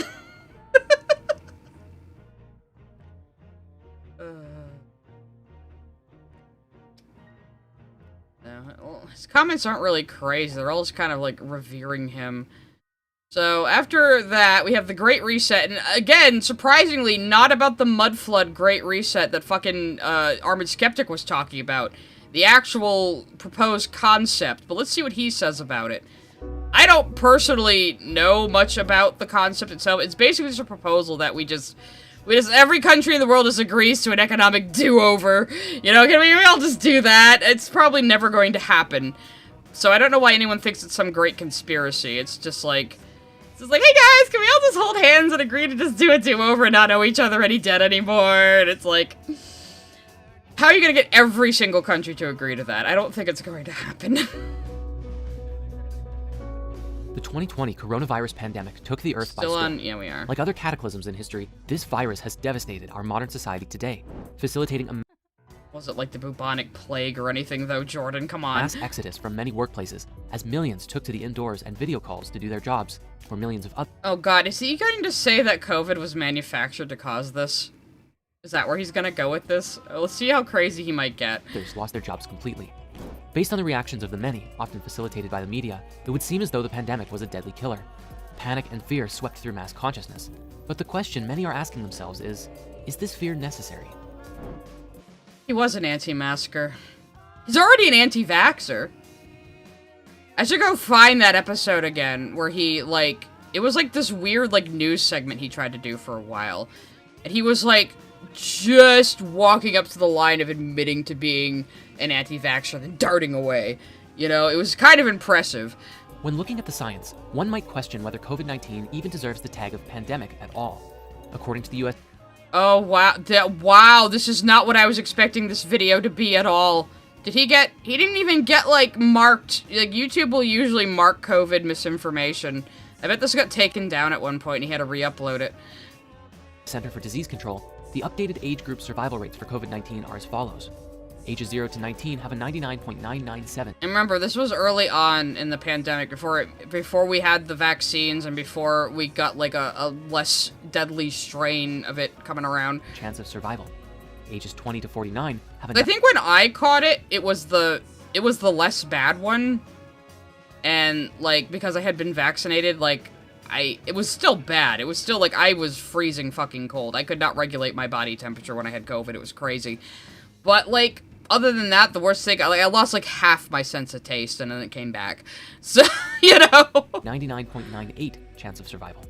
Ages 50 to 69 have a 99.5 chance of survival. And ages 70 plus have a 94.6 chance of survival. These mortality rates are nearly identical, only ever so slightly higher than the human toll from the seasonal flu, and are also significantly lower mortality rates than many other ailments for the same age groups. Well, the flu has also been a problem, Jordan, because it's becoming very resistant to our medication for it. Because you know how viruses evolve? This is... Again, people, like, don't understand, like, basic things about viruses you should have learned in fucking elementary school. They are organisms, and they can evolve over their generations, and they have very fast generations because of how quickly they replicate.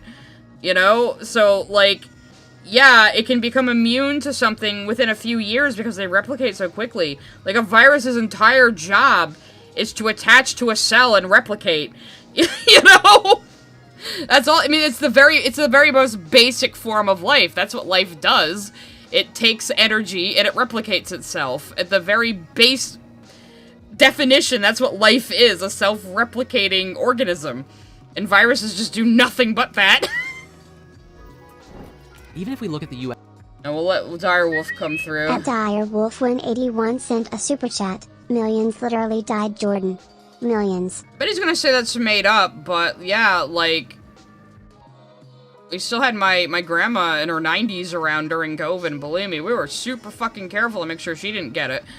Even if we look at the US right now, with a population of 328 million people as of the 2019 census records, basic math will tell you that the 238,000 deaths amount to only 0.07% of the total population. That was only 0.0%, 7% of the entire population of the United States. Big deal! That's still quite a lot of people, Jordan! Similarly, with the UK, even with its rise in cases, its 49,000 deaths only amount to 0.07%. This is not That's still 49,000 fucking people, Jordan! Dying to a brand new virus that just got introduced to the population. The flu's been around for a while. To reduce people to a number, for of course the deceased meant something to someone, and many loved ones have been lost in this Well, of time. course the deceased meant something to someone, but it wasn't a big deal. I was not expecting this to be like a COVID was made up video. For those looking outside of the mainstream narrative, many have questioned the authenticity of the story and fear perpetuated by the media and governments since the very beginning, with at least 1/3 of Americans believing that COVID itself was made in a lab, and that the event was purposefully planned. Yeah, a lot of people think that because they're retards. I don't believe that. I think it did enter our species in kind of the way most viruses do. I don't think there's any evidence that it was some kind of bioweapon that got out by mistake. If it was a bioweapon, it would be more effective at killing people, I would say. At ActionFan19 sent a super chat. A good example of a man-made virus is a theory about Thrax from the movie Osmosis Jones. Well, yeah, I mean, you can make man-made viruses. I mean, like, biological warfare is a very real possibility that most countries consider a war crime for obvious reasons, and it's too fucking dangerous to fuck around with because you could end up killing everyone on the planet like a game of Plague Inc. So... Theories as to why include everything from being a method to quell overpopulation. He is an anti-vaxxer. He won't admit it, but he had a video where he basically revealed he's an anti-vaxxer. Like, he was dog whistling like crazy. To a means to mass vaccinate people with a specific chemical, drug, or nanoparticle that could make people easier to control. Wait, he thinks Ukraine made it? Wait, did he say that, or did you get that from somewhere else? Beginning, with at least 1/3 of Americans believe... Yeah, if it was a bioweapon made by China, they wouldn't have released it in China. Yeah, Garbo. I mean... Maybe the CCP would, just to cover their asses. They won't give a shit about killing their own people, but... That COVID itself was made in a lab, and that the event was purposefully planned. Theories as to why include everything from being a method to quell overpopulation, to a means to mass vaccinate people with a specific chemical, drug, or nanoparticle that could make people easier to control, or even tamper with their DNA, making raising consciousness difficult, or nigh impossible. Ah, of course, they manufactured a virus to make consciousness rises impossible. The fake thing you believe in, of course. So far, almost all of the effort and attempts to discuss this The Chinese Communist Party, young girl Meh, they sure didn't mind all their people dying when they were doing full communism. side of the mainstream narrative have been banned across nearly all social media Probably gonna get like my whole YouTube account banned because I pissed off China or something. channels, and one particularly powerful documentary and its creator being not just silenced everywhere, but violently attacked by the mainstream media itself. Naturally, we are fully prepared for this video and all of our Conspiracy Theory of Everything series to be removed from YouTube, and that's why we've— Oh, you're so brave, Jordan. You're so brave. It's like, oh, our bullshit misinformation may get removed from YouTube. You don't say. It should be. Because people actually believe this shit. Young girl Matt, after this one, I will go find that video where he basically proves he's an anti-vaxxer. created Spirit Conspiracies, a free collection of censored content and a private workshop hosted on a secure and safe platform. You can get free access to this by clicking the link at the top of the description. Nevertheless, He's as time chilling has his gone shit. on, a new term has been coined to describe what many are believing to be the true intention behind this pandemic: the Great Reset. Okay, like, I looked at the transcript, and I thought maybe he knew what the Great Reset actually is. It's just a proposed idea that's never going to fucking happen. But he's gonna think it's something bigger than that, I bet, yeah. At Soreheart520 sent a super chat. Sai, do you think you'll survive a T-virus outbreak from Resident Evil if it was real? No, I'd probably be an NPC in a Resident Evil game.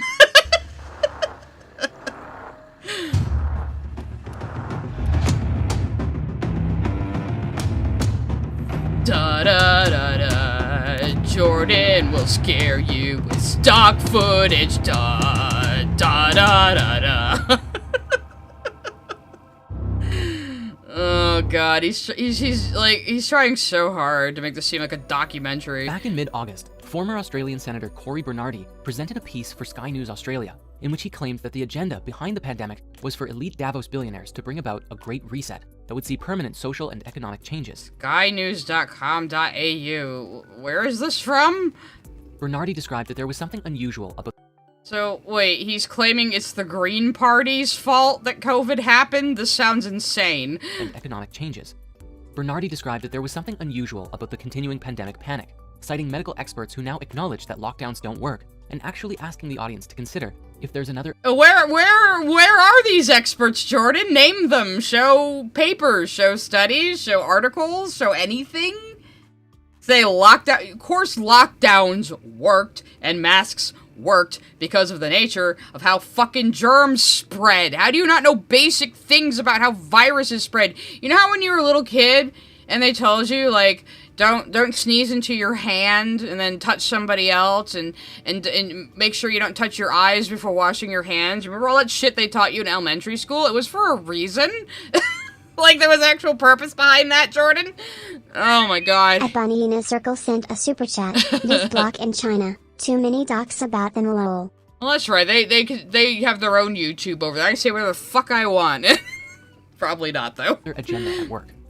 To add further weight to this conversation, Bernardi then highlighted comments by Klaus Schwab, the founder and chairman of the World Economic Forum, who described that COVID-19 proved the old systems of society to be inadequate, and that— Now, funny you're showing these men talking into a microphone when you're claiming that's what they said, but you're not showing any evidence that these people said these things. I'm not even gonna bother looking it up, because you're not showing me any evidence either of these men said what you're saying they said. So why do I care? old systems of society to be inadequate, and that now is the historical moment of time not only to fight the virus, but to shape the system for the post-corona era. Now, Did you believe the virus is real, then? the World Economic Forum itself is an elite gathering of businessmen, politicians, and celebrities that happens every year in Davos, Switzerland. Their mission is stated as being committed to improving the state of the world by engaging business, political, academic, and other leaders of society to shape They're doing a shit job, aren't they? global, regional, and industry agendas. To that end, many attendees used the opportunity to hold private meetings on things Chicago Council of Global Affairs. So, like, I don't even know who the fuck these people are. You're not describing it well. You try to say, like, they're in charge of the world or something. This fucking, like, Master of Disguise turtle-looking guy over here. like investment in their countries, and as a chance to do business deals.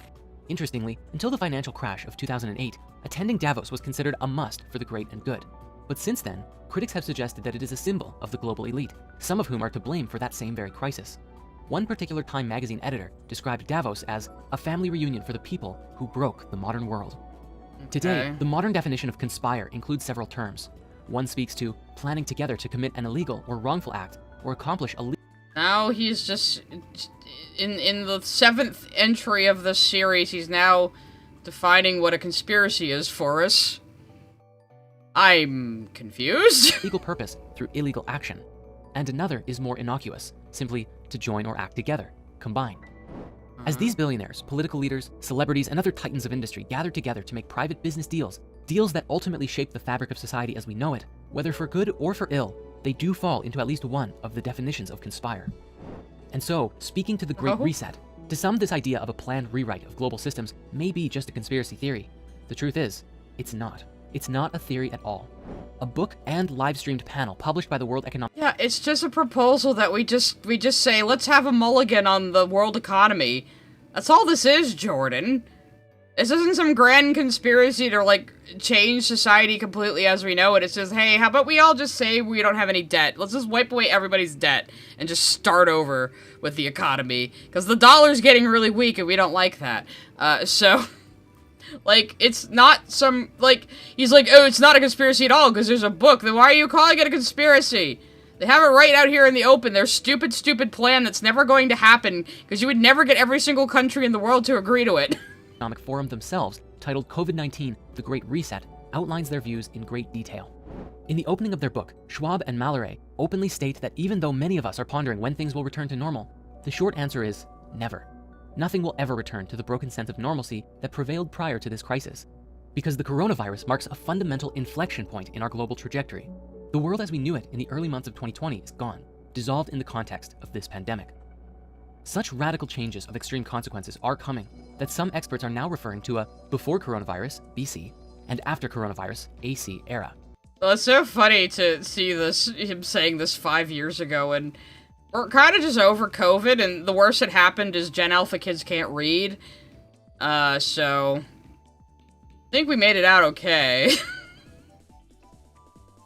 It's just we just have a generation of illiterate fucksticks with no attention span now, but is that really any different than before? Sorry, Kaiser, I didn't think to show your fan art, but we're too deep into this now. As they explain rather eloquently, reality would much likely be more nuanced, and not as black and white as the plague alone changing society. Instead, Well, of course it aged horribly. Jordan doesn't give a shit about any of this. He just wants to scare people.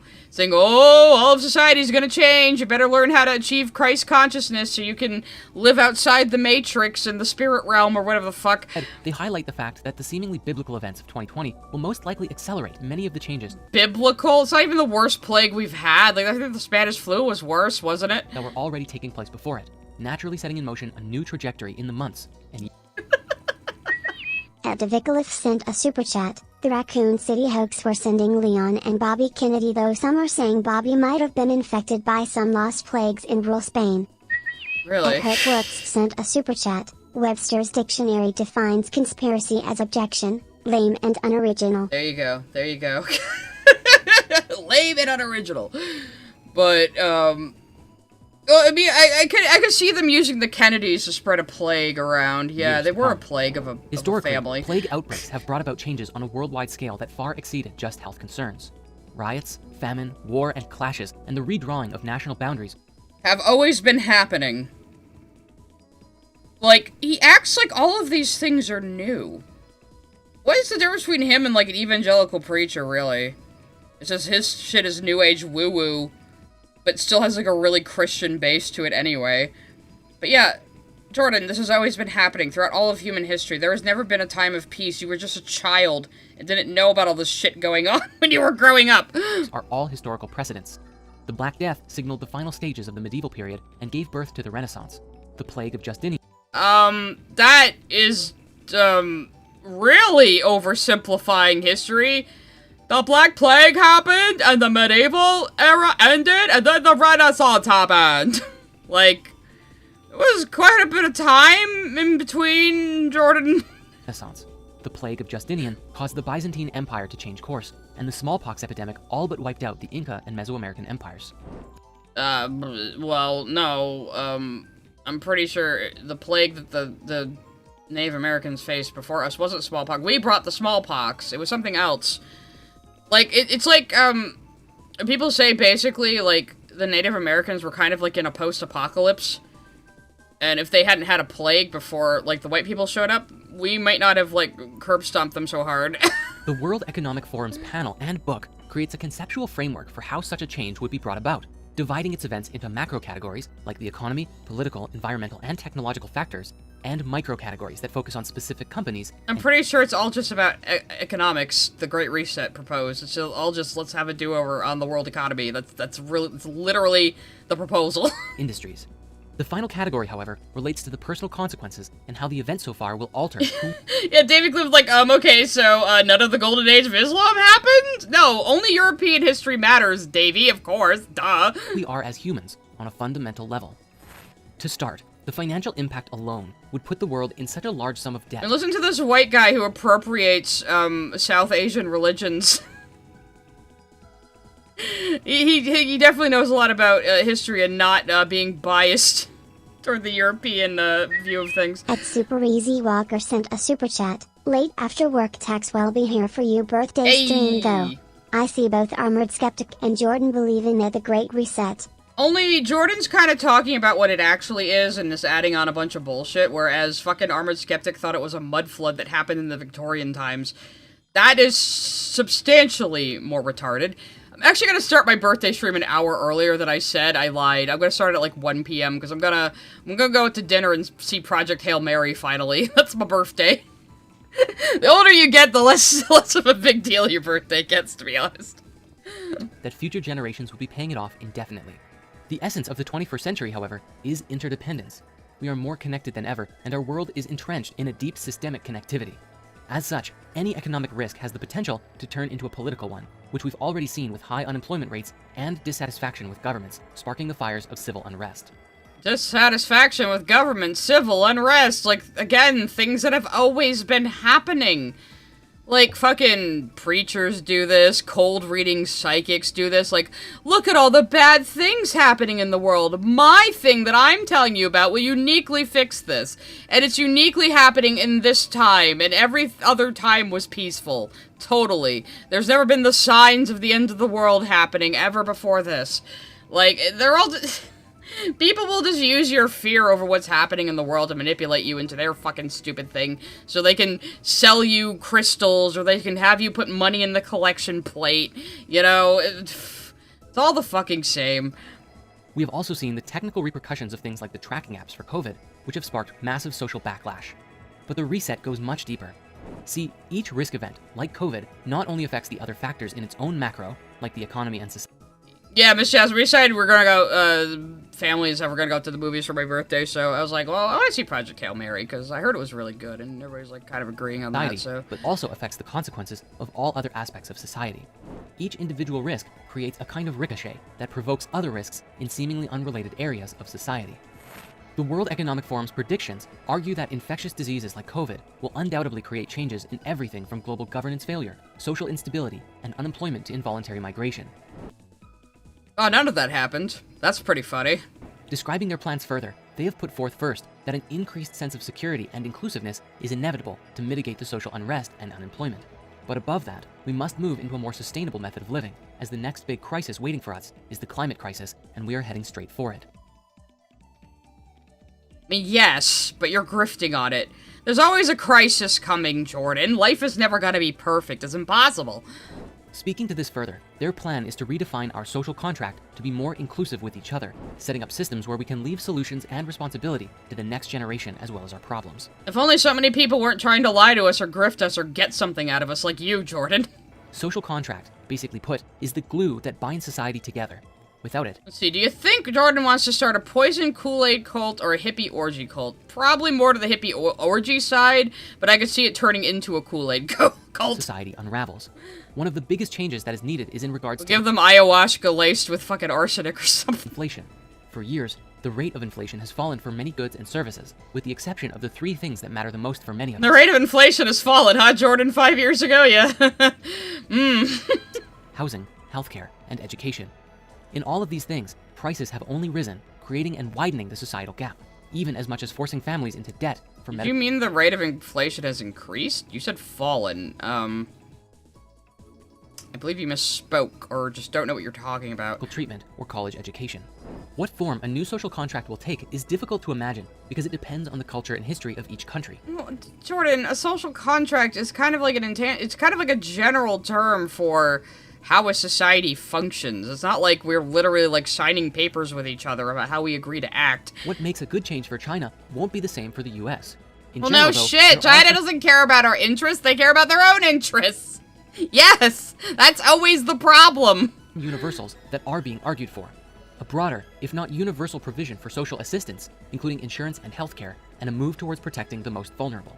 We sure need more insurance and healthcare and taking care of the most vulnerable. Yeah, you and everybody else says that, but what are you doing about it? Next, with the three main agreed upon consensus for how COVID... Why can't these people just meditate and get the law of attraction and get everything they need in life, Jordan? Why can't they just ascend from their bodies and no longer need to eat, Jordan? I'm surprised you're like not a breatharian or something at this point. To spread further into the year, Schwab argues that the world economy can never truly recover until COVID is defeated or put behind us. As such, we will need to decarbonize the economy, that is...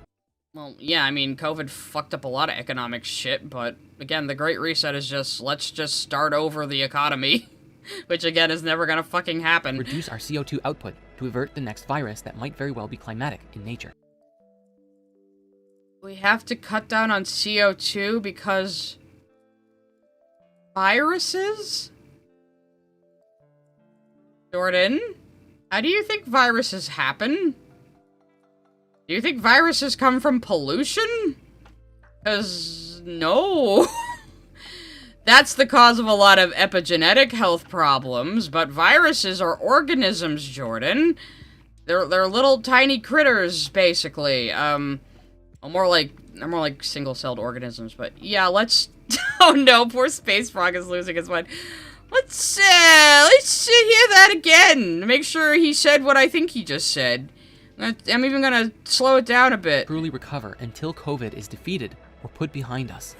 As such, we will need to decarbonize the economy, that is, reduce our CO2 output to avert the next virus that might very well be climatic in nature. Further, we should move in... We need to decarbonize the economy, which he says means lower our carbon footprint. Because too much carbon and pollution in the air may lead to the next virus, which might be climatic in nature. None of those terms made sense together. What's a climatic virus, Jordan? Do you think a virus is gonna form from climate change?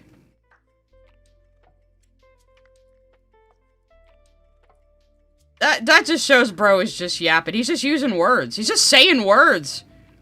That he doesn't even know that I bet he thinks flies spontaneously form on rotten food or something. I bet he thinks that. It's like he's an anti-vaxxer and an anti-masker already. So I bet he has all sorts of other crazy pseudoscientific beliefs.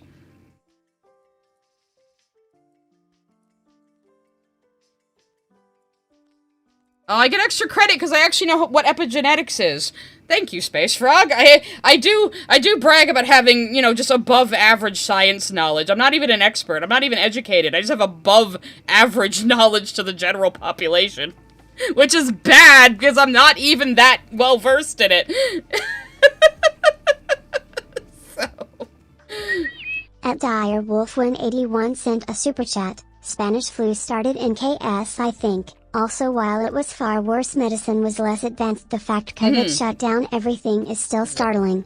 Yeah. At Gargarock Bob sent a super chat. Ooh. Boss gave us ice cream because it's too damn hot tax. Yeah, it's climate change. It's gonna be too damn hot all spring and summer. Hooray! At ActionFan19 sent a super chat. Maybe he thinks pollution is causing the rise of prehistoric viruses. Oh, that is very generous of you, Action Fan, but that's not what he meant, unfortunately.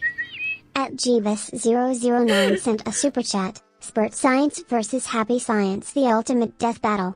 I would hope Happy Science would win. I don't even know what Happy Science is, and I just want it to win. Maybe he's gonna say, like, melting ice brings prehistoric viruses, but I don't have any faith in him. Our CO2 output to avert the next virus that might very well be climatic in nature. Further, we should move into a phase that there is no distinction between Nope, he just meant he thinks a virus can come from climate change. That's... Oh. Wow. At Shock Jumping Walrus 6744 sent a super chat. Jordan keeps using words that don't mean what he thinks they mean. You keep using that word. I do not think it means what you think it means. At Hurtworks sent a super chat. Does he think pollution is like that one smoke guy Tim Curry voiced in that animated movie? You got to stop pollution's toxic love. I mean, pollution can cause, like, lung problems, like sinus problems, bone problems, can cause cancer, but those are all epigenetic. None of those are viruses. A virus is a very specific kind of thing that makes us sick. A virus is a living organism.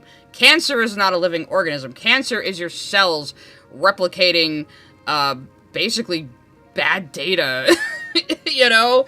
And is constantly replicating the dead, I can't even describe it correctly, but it has to do with cell replication, cancer. It's not a virus. Even though viruses replicate in your cells, that's different. Again, I just have above average knowledge. I am not an expert who can articulate this very well.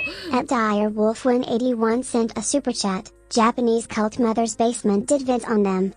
Oh, was that like the sarin gas cult? Those guys? It's good for nature versus what is good for the economy.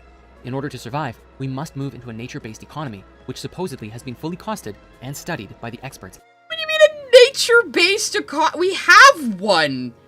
We sell lumber, we sell rocks, we sell gemstones, we use animals for food. We have a nature-based, that's how the economy started. We only had, like, natural things to work with at first, at the beginning of human history. What the fuck do you mean? At the World Economic Forum. He's like, everyone needs to be growing ayahuasca for me. The other main consequence of COVID is the increasing digitization of things and a move more into cloud computing. The increasing digitization of things. Oh, yeah.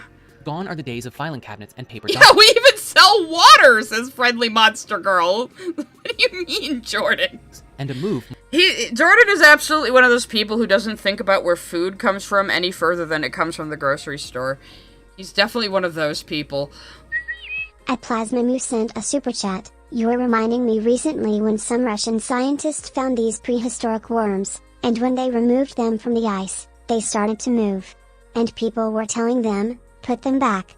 I mean, yeah, you don't... you know, what's in them?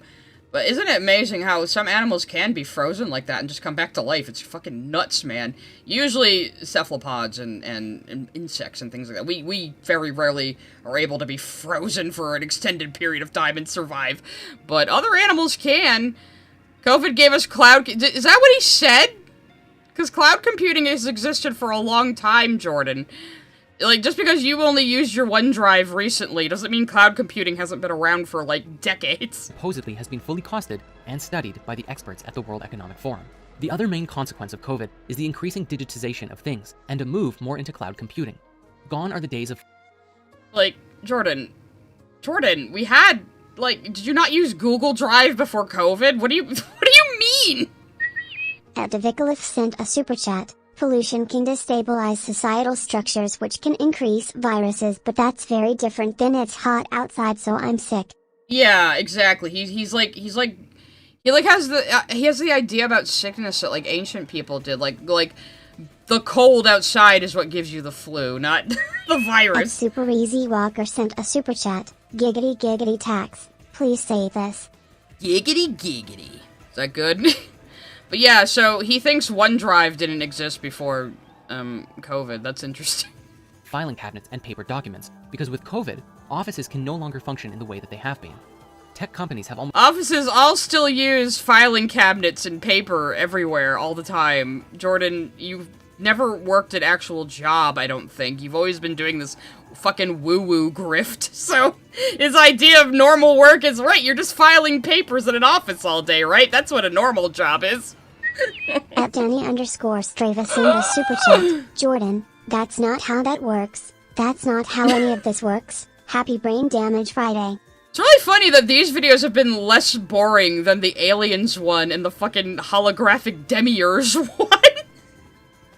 I was a little worried the whole series was gonna be dull. Longer function in the way that they have been.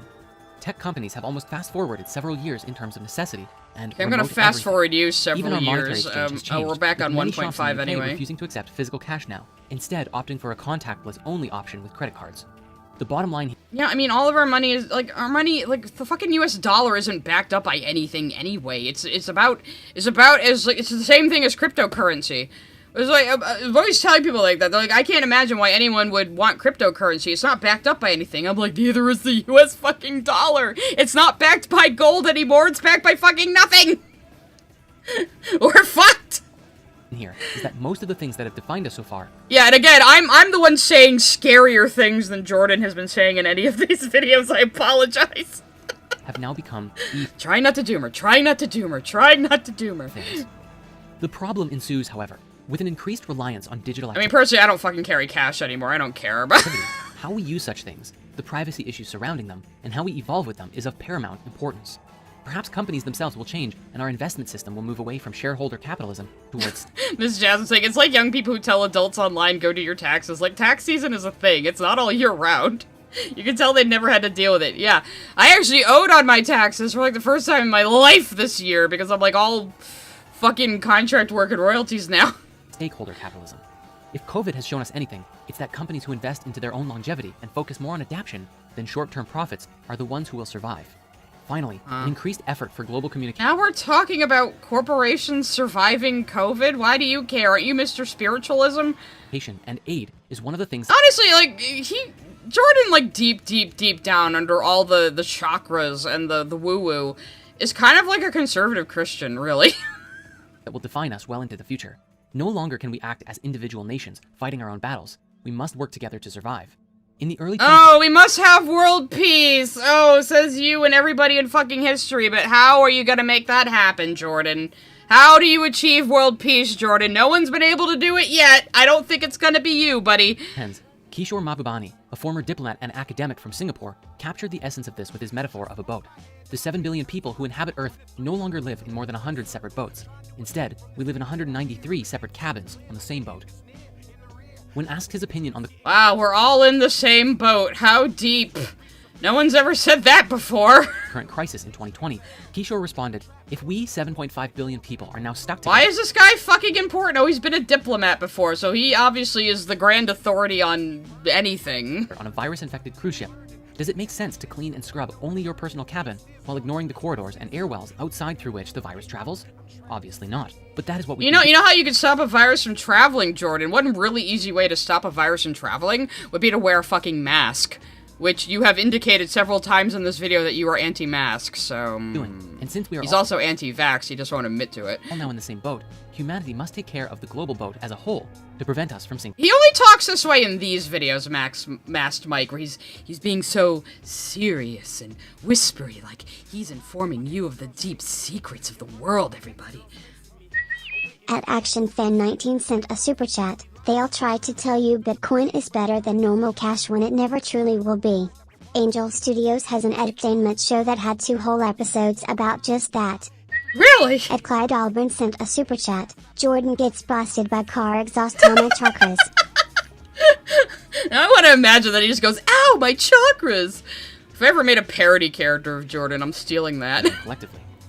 While all of this sounds good and well on its surface, and certainly could be a bright and promising future under the right leadership, the questioning surfacing in many minds, especially in those who criticize the World Economic Forum's Great Reset stance, is how did this really come about? Yeah, Friendly Monster Girl and Chad goes, bold of you to assume, Jordan, that our governments will put their differences aside to work together. That's why a shadow organization running the entire world isn't possible. It's true. Everyone's like, New World Order. It's like, when has the world ever fucking got along? Was this all planned in advance in order to... He panders to conservatives. A lot of New Age spirit hippies became conspiracy theorists during COVID, which led to conservative hippie groups. One of my old friends fell down this path. Yeah, like his current stuff has gone way more like he's just a Christian with like a chakra veil over himself now. It's very strange. Hi, Tyler. Not much. These ended up being crazier videos than the first ones we watched in the series, so I'm happy about that. I might replay the video of him basically demonstrating he's a fucking anti-vaxxer without admitting to it, because that was impressive the last time we watched that. Establish a new, unified global government? Davicalif sent a super chat. Jordan is going to end imperialism with this vid. Yeah, that's why they keep taking it off of YouTube, because he has all the secrets to ending imperialism. It isn't because he's giving misinformation about COVID or anything. Questioning the mainstream narrative behind all that is happening right now often yields to a very mixed response. But the biggest danger is that so far, the large social network giants, including Facebook, Twitter, YouTube, and even all of Google themselves, have notoriously banned any content that purports difference of opinion, especially if it includes evidence to the contrary. So this is my stupid New Age bullshit keeps getting community noted on Twitter and keeps getting taken off of YouTube for misinformation. It's all these dastardly corporations running the world oppressing me. Many, it certainly seems as though we are at war for humanity's thoughts, minds, and consciousness. Yeah, exactly. You're jealous that these big corporations have more control over people's thoughts and minds than you do. That's really your whole problem here, Jordan. As technology evolves, our ability to manipulate nature grows with it. We have domesticated plants and animals and can bring rain on demand, affect hurricanes, induce earthquakes, split... Whoa, hold on a second there, Jordan. Yeah, you were right on the first two. We have cultivated plants and bred animals. Yes, we've been doing that for thousands of years. Now he's saying we have control over earthquakes? No, that is untrue. We have domesticated plants and animals and... Correct. And then he gets crazy. Can bring rain on demand, affect... We can bring rain on demand? Do you mean, like, planes dropping water out of them? Because that's all that could mean, Jordan. Hurricanes, induce earthquakes, split... How do we... Okay, who has the technology to induce earthquakes? Earthquakes are a natural phenomenon, so are hurricanes. We don't really have any control over them. If we could control fucking hurricanes, we would keep them in the ocean where they'd peter out and they wouldn't destroy Florida every year. You know? Split atoms, and we are now able to genetically engineer viruses for... Have you ever he's in Canada, right? Have you ever experienced a fucking hurricane, Jordan? I don't think you have. They don't really get them up there, do they? I have! Many times have I experienced a hurricane. If we could control them... we would. Purposes like manipulating agriculture or fighting illness in humans. Once mystic forces are now well within our grasp. Though taming... all we need is the mystic forces, and then everything will be good. Buy my seminar and my crystals. At Minebot45 sent a super chat. I should not be surprised that he believes in weather machines, but here we are. My problems were how he just didn't even elaborate on it. He just goes, yeah, we can control earthquakes. And it's Jordan? Jordan, you need to explain this a little more, Jordan. The chaos of nature is an underlying aspiration of a prosperous society. At every step in our evolutionary... The chaos of nature is what we should base our society on? Jordan, if I dropped you naked in the woods, you wouldn't last a fucking day. Come on now. Path, our new discoveries and abilities open up Pandora's box further, and our recent history of genetically engineered viruses is no different. As efforts are exhausted to create viruses that will modify DNA and cure complex illnesses like cancer without harming the host, a failure... I mean, we can make protein strands that replicate similarly to viruses to fight cancer, but they're not man-made viruses. It's a virus when it's harmful, Jordan. We don't call it a virus when it's not harmful. That's just... Space Frog's gonna freak out again when he gets to this part of the stream. The chat's a little behind me. At Yokai Lover 699 send a super chat. TBH, I'd cause tornadoes in Florida if I could. You guys do get tornadoes. I was there one time after a convention and I was ready to fly home and there was like, oh, there's a tornado warning. I was like, Florida gets tornadoes? Why didn't you guys tell me Florida gets tornadoes? How dare you? The most we get is water spouts where I am, so. Fear of healing presents a potential for the chaotic... Oh, we can make viruses, but do you call them viruses? Maybe I'm mistaken then, Space Frog. Definitely correct me. So, do you call good viruses something else, or you just still call them viruses? I know viruses can be made, but I didn't think they called them that when they, like, do gene therapy and eat cancer, but maybe they do. Maybe I'm wrong. Jordan's still stupid, though. At Danny_Strava send a super chat. Rain on demand? That just a plane trying to put out a fire. I know, like, I hope that's what he meant. Unless he thinks people have rain machines. Jordan's still dumber than me because he thinks we can cause earthquakes. Spread of disease. It is not at all far-fetched to say that humans have brought to life deadly viruses. In fact, we seem to do it all the time, and scientists are growing worried that unleashing do-it-yourself plagues will only become easier as technology progresses. Why would anyone release a plague on purpose that could potentially damage their own country, though? This is why biological warfare is considered a pretty big no-no in the Geneva Convention, Jordan. But in that case, what about COVID? Well, scientists at the University of North Carolina, in collaboration with the Wuhan Institute for Virology, an institute which shares its city with ground zero of COVID-19. Damn it, he can pronounce virology, but I can't. Now I sound dumber. In 2015. You still call them viruses, but in gene therapy we can call them vectors instead, but there's a more general term. Anything that can carry a gene payload. Okay, so yeah, like a vector could be a protein strain or a virus or something like that. Yeah, it just seems like it would confuse like the average person to call it a virus. Like, you're putting a virus in me? What do you? Yeah. Under the intention of fighting early what horrors may await us in the future, envisioned and brought to life a chimeric There's virus. many horrors in my future listening to more of these videos. With the spike of a bat coronavirus and the backbone of a mouse-adapted one, achieving cross-species spread from bat to human cells. Their attempts at immunotherapy were unsuccessful. In just 4 years' time from this research, we find ourselves in a global pandemic featuring a mutated coronavirus from Wuhan, able to infect humans. So he's saying they were trying to cure a different strand of coronavirus, and now he's saying that, like, COVID accidentally got made out of that. I mean, there are other coronaviruses. I think definitionally they are viruses that cross-contaminate from other species, if I'm remembering correctly. I might be talking out my ass on that one, though. So, at least I can admit when I'm talking out my ass, Jordan. And when I don't fully understand something, I will be open about that. You, on the other hand, just spout a bunch of bullshit. I'm feeling inadequate now, though, because I can't pronounce words. Humans. It's important not to get too sensational just yet, though. In 2002, SARS. Oh, yeah, no, we want to get sensational, eh, Jordan? I mean... You're never sensational, ever, in the shit you talk about, right? Yeah. Did mutate to infect humans, and it's natural that in a place like China, with an active population of wild bats and other animals carrying coronaviruses, that its institutes would be concerned and involved in research. Yet, given the nature of certain and timely coincidences... So he wants to say it came out of a Wuhan lab, but he doesn't fully want to say that because he knows that's kind of racist. We would expect the scientific community to adhere to a greater burden of proof that COVID-19 mutated. I'm not sure if the bat thing was disproved, but I'm pretty sure, like, let's see, coronaviruses are a group of related RNA viruses that cause diseases in mammals and birds.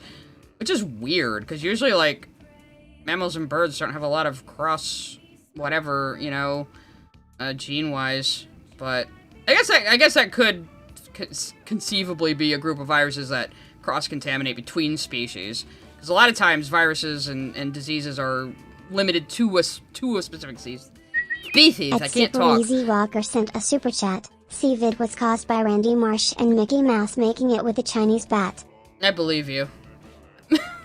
Naturally to infect humans. What we got instead was silence and censorship. If the scientific community won't provide us with answers, we will go looking ourselves. For those that were... When have you ever believed the scientific community on everything, Jordan? You always think you're smarter than scientists and doctors. When you're out here saying, we need to reduce our carbon footprint because the next big viral outbreak could be climatic. Which makes no sense. That is completely incomprehensible. Silenced, we seek to listen, and on the taboos of our time, we withhold judgment. Where there is secrecy, we will explore potential motives of foul play. From what mainstream science has told us, COVID-19 is a mutation of a bat coronavirus, which has the ability to infect human cells. Apart from the aforementioned circumstances of the virus originating in the same location keep the as bats virology on lab, screen which to works on amuse me. coronaviruses, No! and has collaborated in engineering one which spreads from wildlife species to human cells, the most puzzling aspect of COVID-19 is just how good it is at infecting humans in particular. You see... What? I don't think it uniquely affects us. We just don't pay attention when it kills animals. You see, coronaviruses begin their infection by attaching their protein spikes, the signature corona sticking out of it, to what is called an ACE2 receptor, found in whatever organism it finds itself in. The reason that most coronaviruses, despite our exposure to them, do not cause pandemics is largely due to the fact that the protein spikes usually are not adapted to bind to the human receptors. But in rare instances, during normal mutation, the virus may produce a strain with the capability to infect new species of hosts. If COVID-19 is a coronavirus that mutated to work on humans, what specifically did it mutate from? The answer is another strain of coronavirus. There's been other it's called COVID-19 because it was discovered in the year 2019, Jordan. There's been other ones, though. Space Frog in chat, who actually knows things about genetics, says COVID was really good at spreading because of its long incubation time. Massive dumbass. That would explain a lot, actually. Because when I did catch it, I took a COVID test, and it came up negative. And I was like, well, I guess it's a flu or something then. So I waited a couple of days, and it was like a day before I had to go into work. And I was like, I better test again, just in case, because I still feel like hell. Tested again, positive this time. So, yeah, it does stay in you and stay around your nose for a while, from what they say.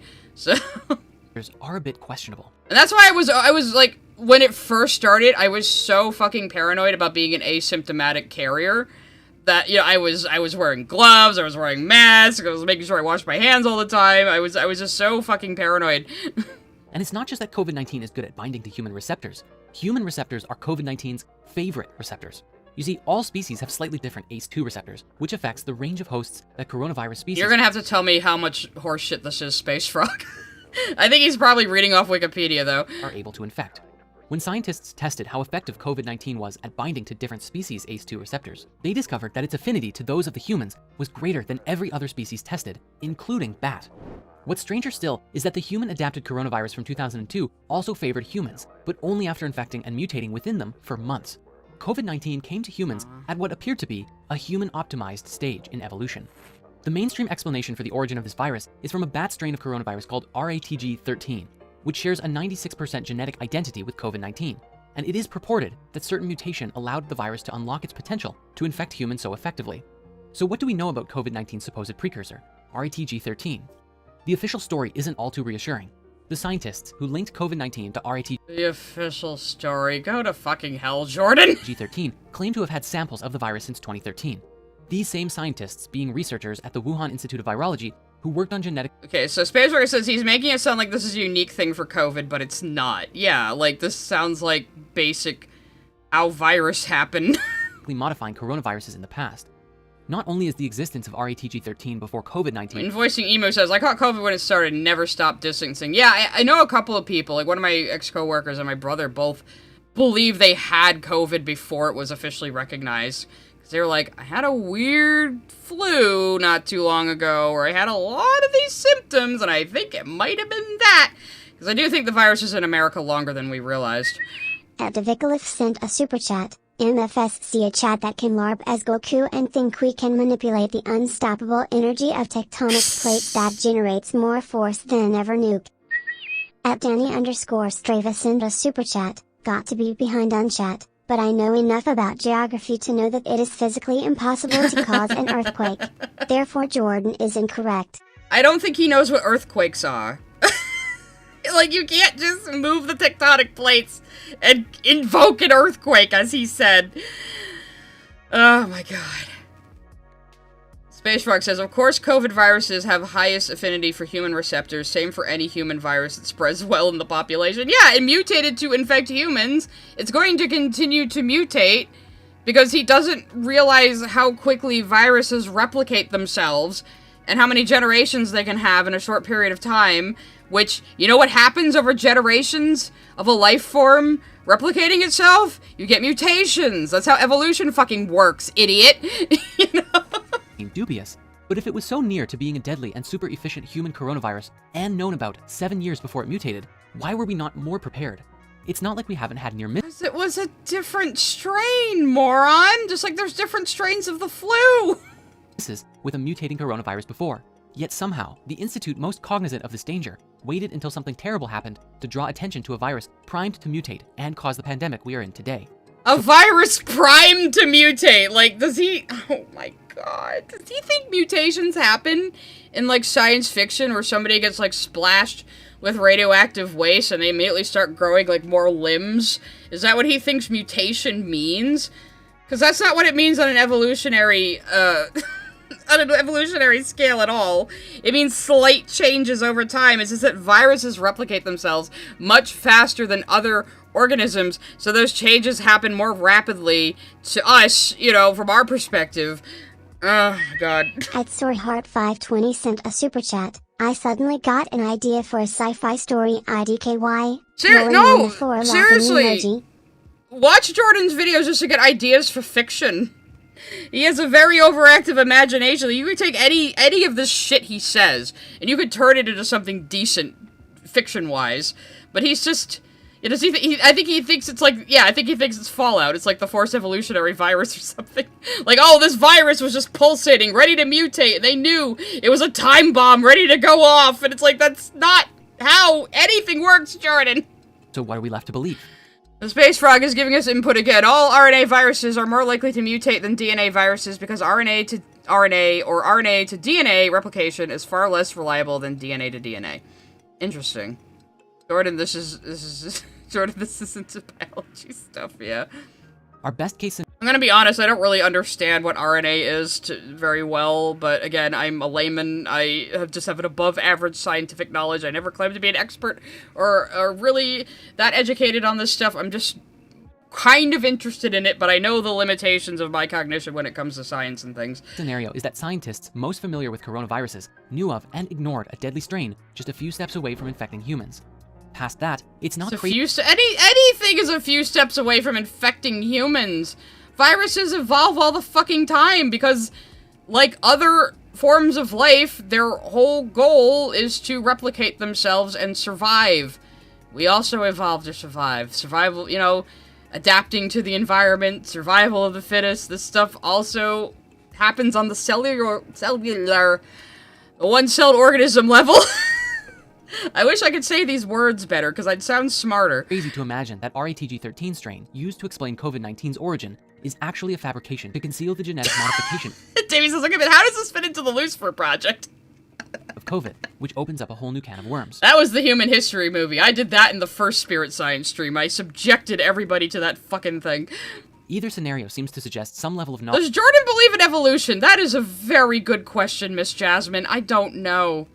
I could guess he doesn't. Again, because he's basically turned his New Age woo-woo shit into Christianity Plus now. In advance of this pandemic coming.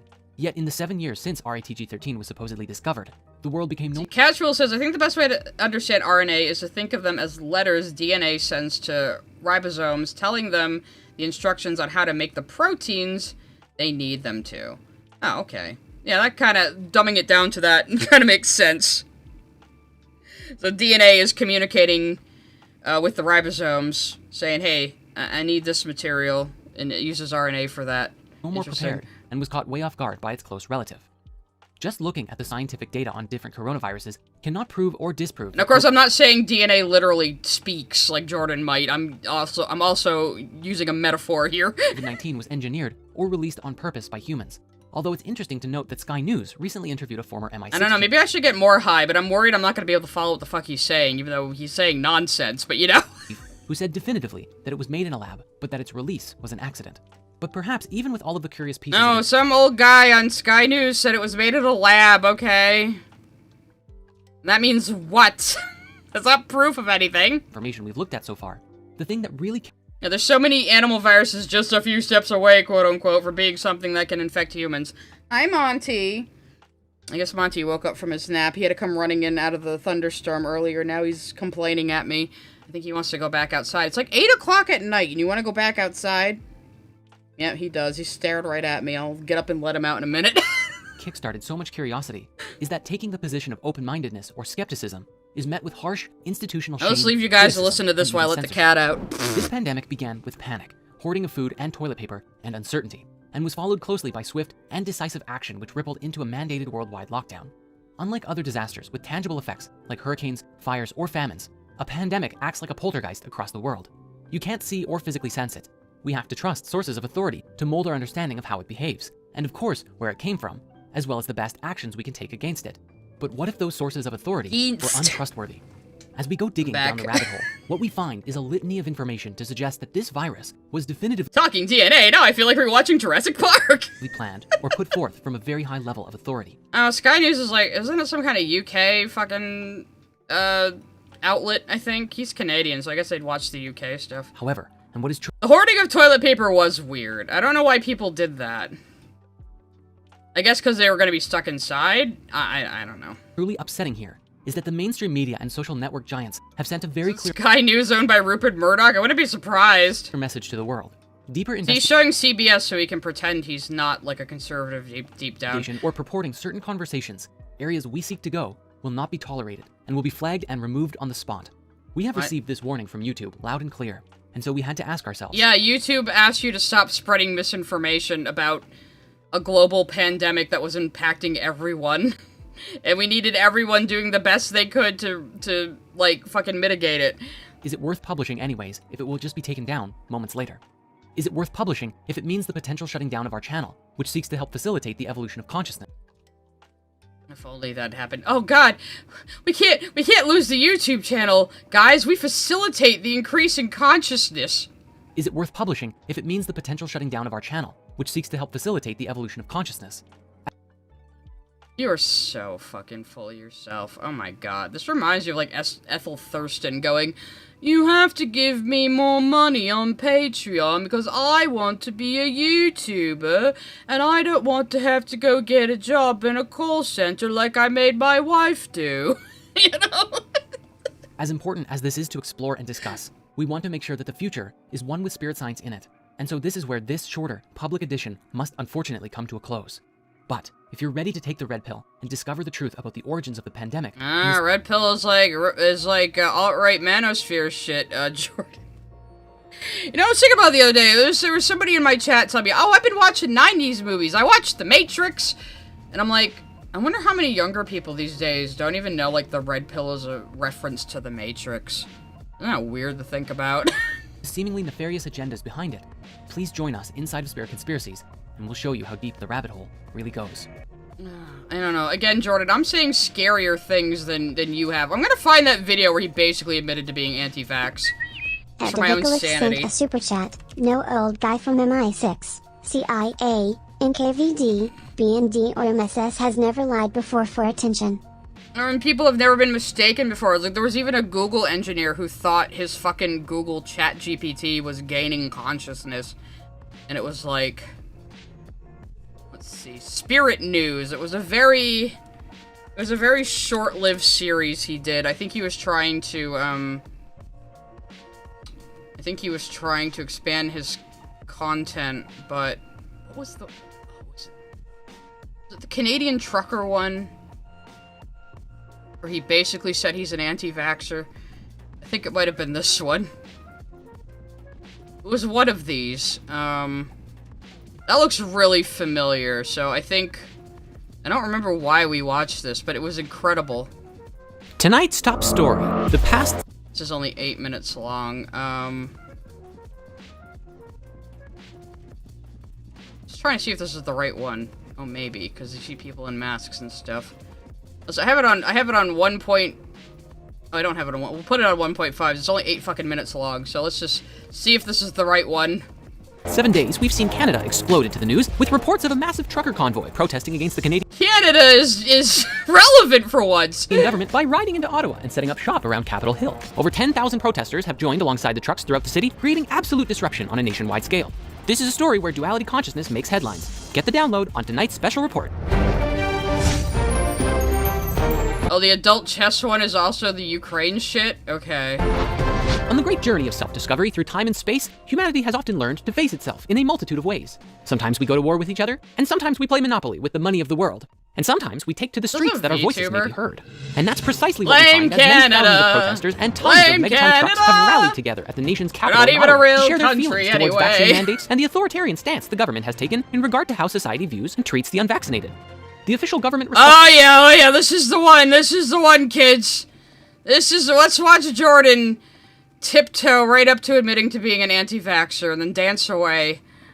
Stance the government has taken in regard to how society views and treats the unvaccinated. The official government response comes from Trudeau himself, who called the movement a fringe minority that doesn't He made like 3 of these before he gave up on the concept, so don't worry about it. reflect the rest of Canada.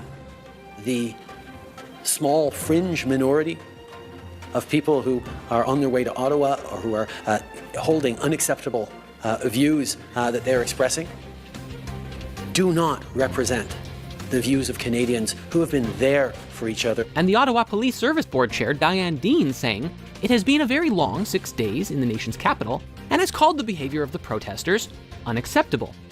But everything becomes clear when we take a moment to breathe and slow down. When asking what's really going on here, we find a failure to communicate and an inability to listen. And at the end of the day, it's probably all going to come down to a show of power unless the Canadian government can soften their heart. This event demonstrates our duality consciousness very clearly, but progress and evolution in society can be born out of such circumstances. If Trudeau and his band of merry men can recognize that the country is made up of people, being that the government exists to serve the people, then they would be able to listen to what the people are saying. Countries are made up of people? However, listening to what the protesters have to say naturally goes against what the government believes in currently, because the government has existed for generations and is built upon very old laws, codes, and beliefs, many of which are showing their age today in a world that is more connected So what, is a Great Reset good now? This was 4 years ago. Maybe he changed his mind. than ever. Governments are often slow to adapt to new ideas, but quick to clamp down on new ones when they spring up around them. And global events such as pandemics are often opportunities for more clamping too, if you know what I mean. Not in a good way either. The quality Nobody wants to clamp with you, Jordan. of being slow to adapt to new ideas can be an important quality to have, but not if it comes at the expense of truth, love, or authenticity. So what this basically means is that everyone wins This is a dude who would know a lot about truth, love, and authenticity, right? if the people in the government can learn to connect with the virtues of a loving heart. As evidence of this, recalling earlier, Ottawa Police Chair member Diane Deans called the behavior of the protesters unacceptable. Holding unacceptable views. But what she fails to truly receive in any That meaningful was Trudeau, wasn't it? Why are you blaming this random woman now? way is that these feelings are exactly how the people of her country feel about their own government. Now, turning our attention only slightly, there's a subtle poetic irony to the situation that Trudeau himself claimed to have got COVID just as the truckers pulled into town, leading many to think that he didn't actually get COVID, but came up with an excuse to retreat from Capitol Hill while hoping the rally would subside on its own. And now we know that you kind of think COVID was fake or a government lie or made by the government for a Great Reset, so this is certainly putting some puzzle pieces together about what you really think, Jordan. Does he actually have COVID? It's hard to say, because truth in this situation is purposefully difficult to discern. Yeah, I would say that describes your entire channel. You make truth purposely difficult to discern, Jordan. Regardless, what we can see is that the Canadian government is playing a game of let the mouse tire itself out before the cat can easily swing in and swat it away and enforce more COVID mandates. And this is where we come back to the big conversation, a show of power. The Canadian government could violently enforce the protest away from the city, but they don't want to do that because of how the rest of the country would react. So instead, they are increasing the numbers of Why do you have, like, your mitten hands sometimes, and then, like, actual fingers other times? This is a great still. I should just make this the thumbnail for the next one right here. Like, did he do this with AI? Or was this, like, this looks like a very complicated thing. This had to be either a VTuber? I don't think somebody animated this. But why does it just have hands sometimes and not other times? I don't like that. police and sticking with their story and not budging an inch. They also made it clear that they were going to do their best to silence these protesters no matter what, including fighting their funding. We will hold to account not just the demonstrators, but those that fund and enable the demonstrators in any way. Now, the protesters, on the other hand, must see that they are a rallying force from the greater collective, and so they don't have the same roots as the Parliament building does. Naturally, trucks are not made out of concrete. Their roots are on the road. As of just the other day, over $10 million was withheld I swear he says more anti-vaxxer stuff in this, though. I swear he does! from the Trucker Rally GoFundMe page, as the cops have told GoFundMe that it is a violent protest. And so now GoFundMe is going to be giving the money back to those who ask for it, or donating the money to random charities instead. This leaves the truckers in a rather tricky spot.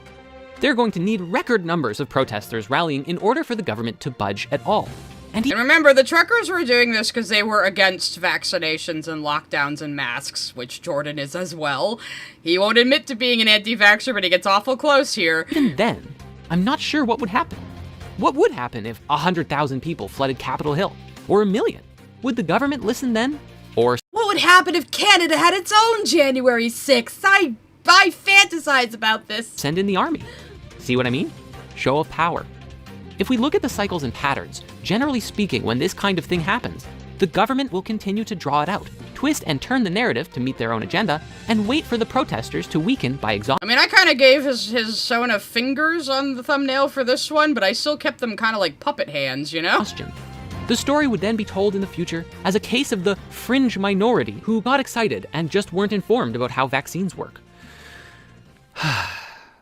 And while that is genuinely sad, the soul of humanity still gets the last laugh, because a government that is not willing to bend or soften itself will become hardened like an old tree and collapse under its weight. Everyone needs to storm the Capitol so I don't have to vaccinate my kids! Maybe not today, maybe not tomorrow. But if they or any government creates an environment where its people fundamentally dislike them, then they will be forced to change, whether they like it or not. Not for nothing, but Elon Musk literally just tweeted that the true fringe minority might just be the government. No matter what the So you're praising Daddy Musk too, huh? You're praising Daddy Musk. I'm sure he's a good spiritual guru. So this says Canada isn't going to take more lockdowns and COVID restrictions. Ottawa today. And Elon Musk says it would appear that the so-called fringe minority is actually the government. So you're citing Elon Musk as a positive here? I don't think I caught that last time. No matter what the outcome of the protester rally, history has shown us that when a government becomes too rigid, unable or unwilling to deeply listen to what the people are saying and adjust itself to being more aligned with the greater collective. But the people, they are retarded. Nobody cares for saying, I don't want to get no vaccine. I don't want to wear no mask. Viruses don't exist. Jesus will protect me. That was more America. I suppose some parts of Canada are like that, but it's like, those people are retards, and they should be made to do what's the right thing, because it wasn't just about them, it was about people who don't have fucking immune systems, who can't be vaccinated. It's about herd immunity, about, helping other people not die from the thing that we could easily prevent. If everybody had been fucking smart, and just gotten their vaccines, and worn their fucking masks, we could have gotten rid of COVID forever. But no, people don't want to be smart. It's like these people that grew up with polio vaccines and mumps vaccines for the first time, and then they turn around and go, well, I grew up healthy, why do my kids need vaccines? And it's like, why don't you ask, your parents and grandparents who, knew kids in school who, fucking died of polio? Maybe ask them about that. Good. In the big picture, those nations are doomed to fall or transform. As we've seen with the revolutions of the past, when it's time for a new leadership, a new one will always rise to take over from the old paradigm. It needs to be me, Jordan River. I want to be the God King of the world. And it doesn't always go clean, but it does happen. But what we can't forget is that it doesn't have to be that way. Justin Trudeau simply needs to open his heart. Thank you for watching, and have an excellent night.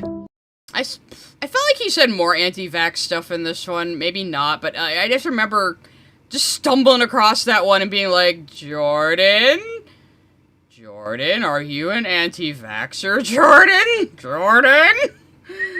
At Davikalif sent a super chat. The Matrix came out last year. The Pope just told us it's 2026. In reality, I'm 6 and I don't know it. No. At Minebot45 sent a super chat. I have to leave for family stuff, and I may have misheard something in the stream, but the possibility that Jordan has kids is terrifying. He doesn't have kids as far as I know. I was making a joke, but let us hope this man does not reproduce. Correct. I wanted to get through more of the conspiracy theory ones, but it is getting a little late. I do want to try to at least this one's only 17 minutes. I want to at least try to we'll probably do the Ascension and the fucking chemtrails one, on a third edition of this. But okay, let's check out this one, and then we'll check out the last, one I wanted to look at tonight. I mean, the Russians are super good at chess, right? They wouldn't start taking pieces unless they knew what they were doing. But, alright, let's cover the news. Okay, maybe he is a conservative because he's, glazing Russia.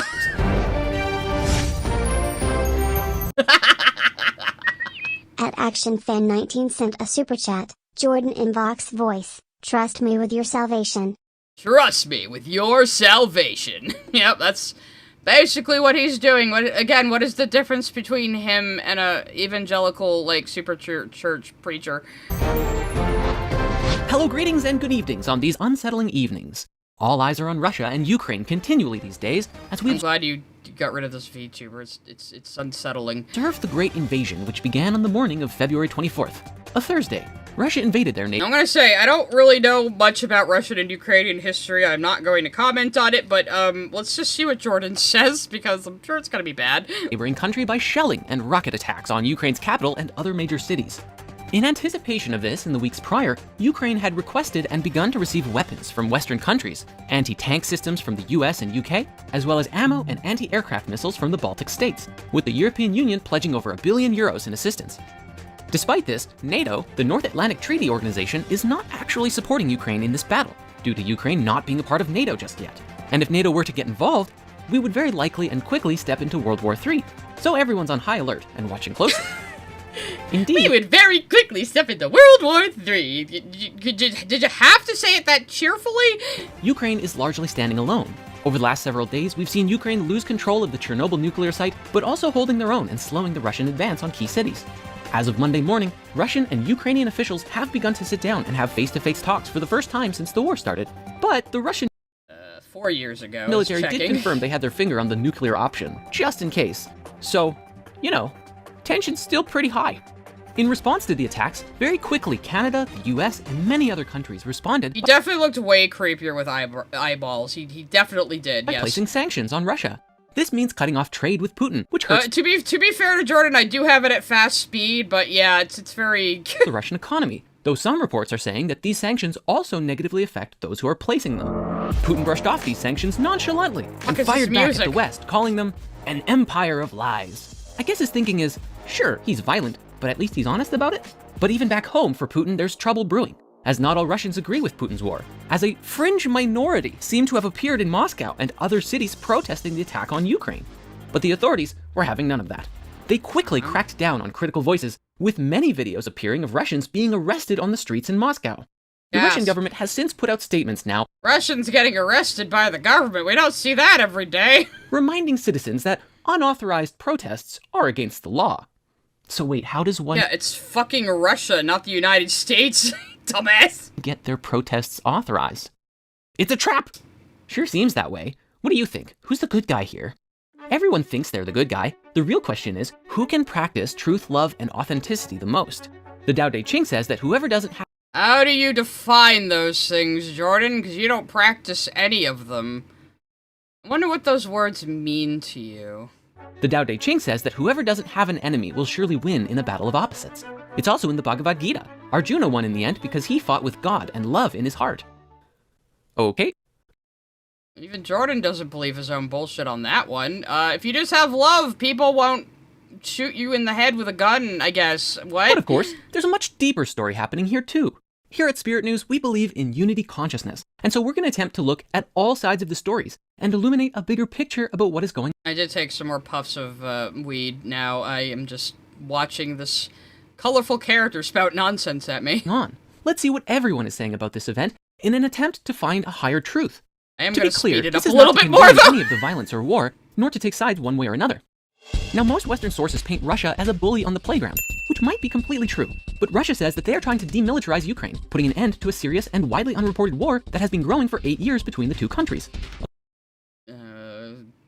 Shit's been going on between them way longer than that, dude, but... According to the representative of Russia, for years the Western media kept silent on all of this, ignoring that more than 13,000 people have died in the Donbass, the easternmost part of Ukraine, as a result of this largely unreported Of course, why would the fuck would Russia report it to everybody else in the world? What, just so the United States and China can laugh at them? Of course they didn't report it. war.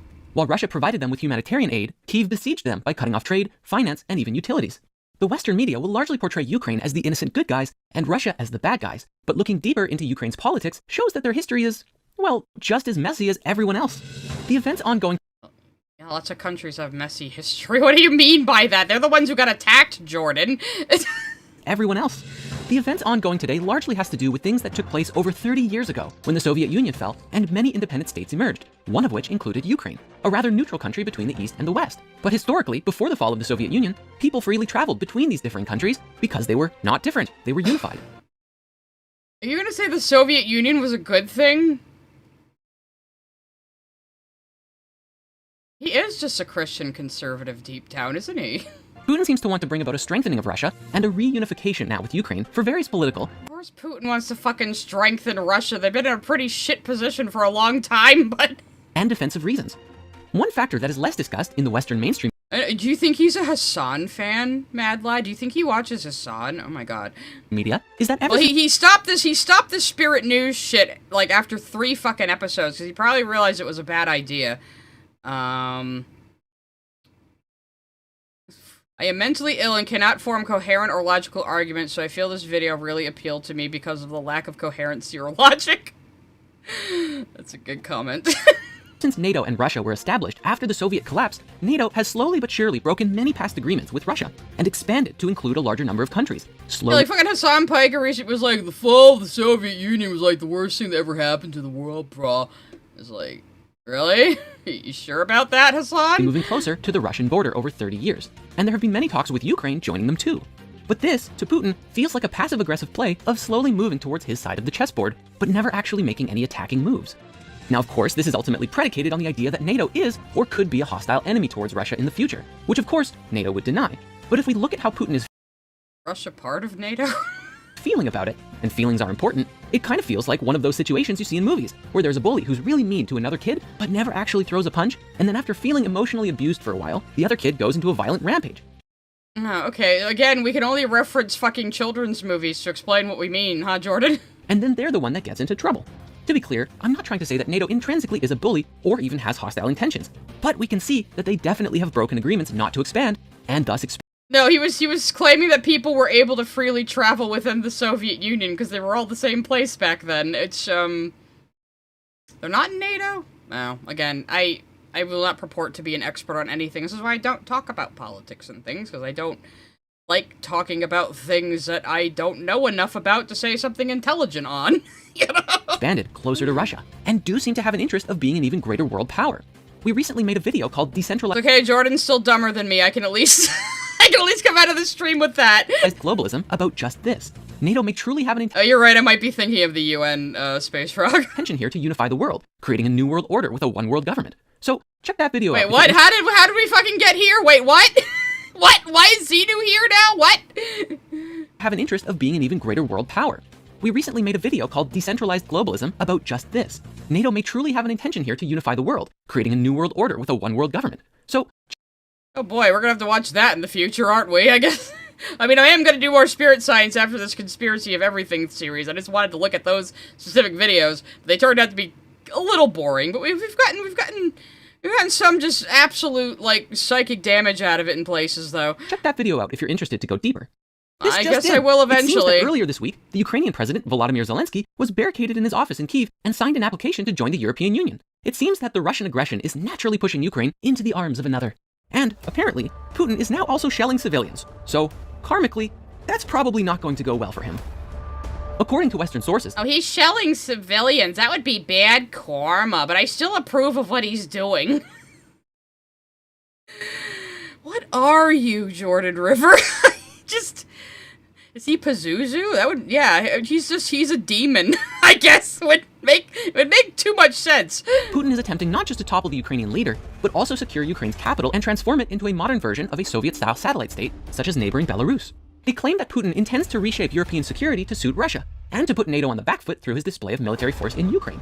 Further, a wonderful presentation by Real Life Lore on... He sounds like he's just quoting something he doesn't understand. I don't understand it either, so we're at like a zero here. YouTube also explained that energy is likely a large part of this, as Russia's economy is strong due to selling their oil to the oil-hungry Western countries in Europe. But Ukraine's sovereignty and even joining NATO could massively threaten Russia's strength in this area, and so Putin is doing whatever he can to stop this from happening.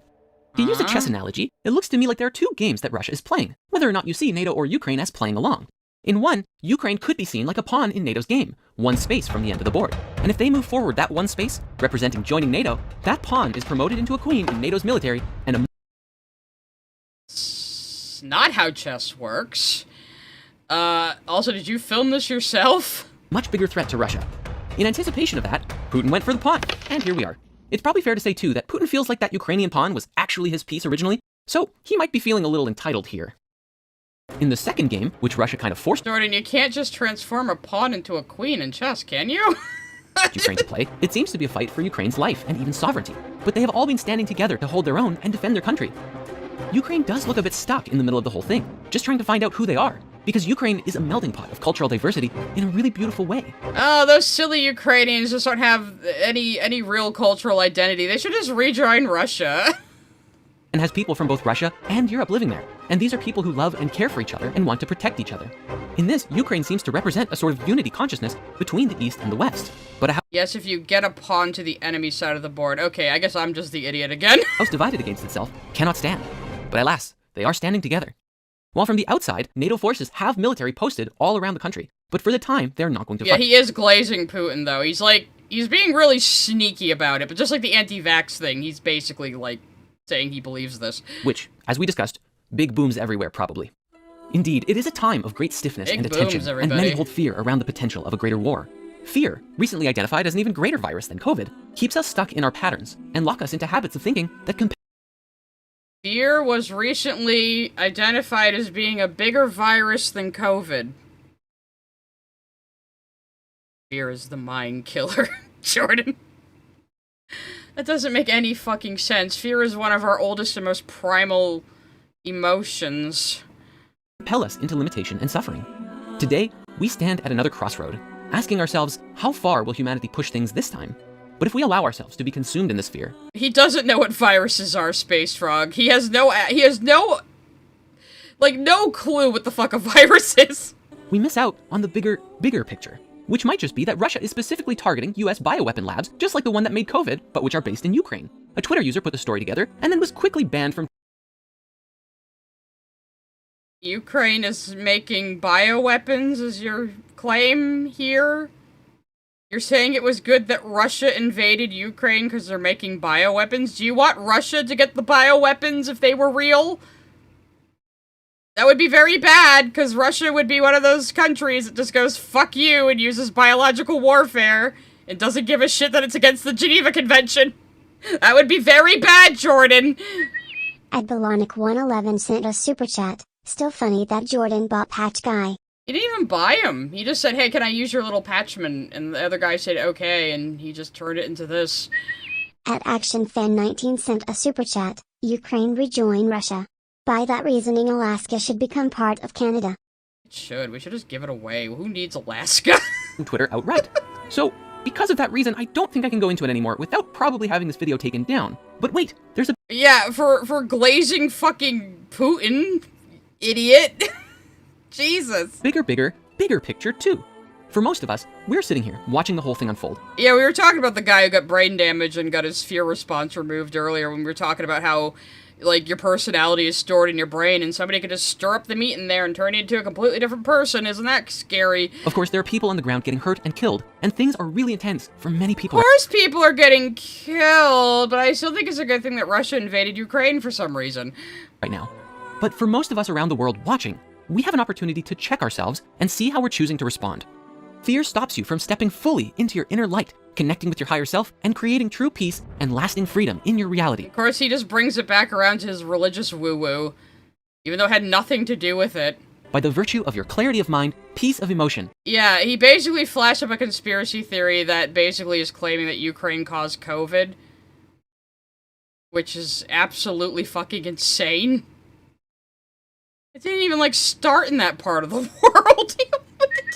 At Davikalif sent a super chat. We didn't even let Ukraine have nukes, so obviously we would let them make the T-virus. Yeah, nobody would notice, except the brave heroes from Russia.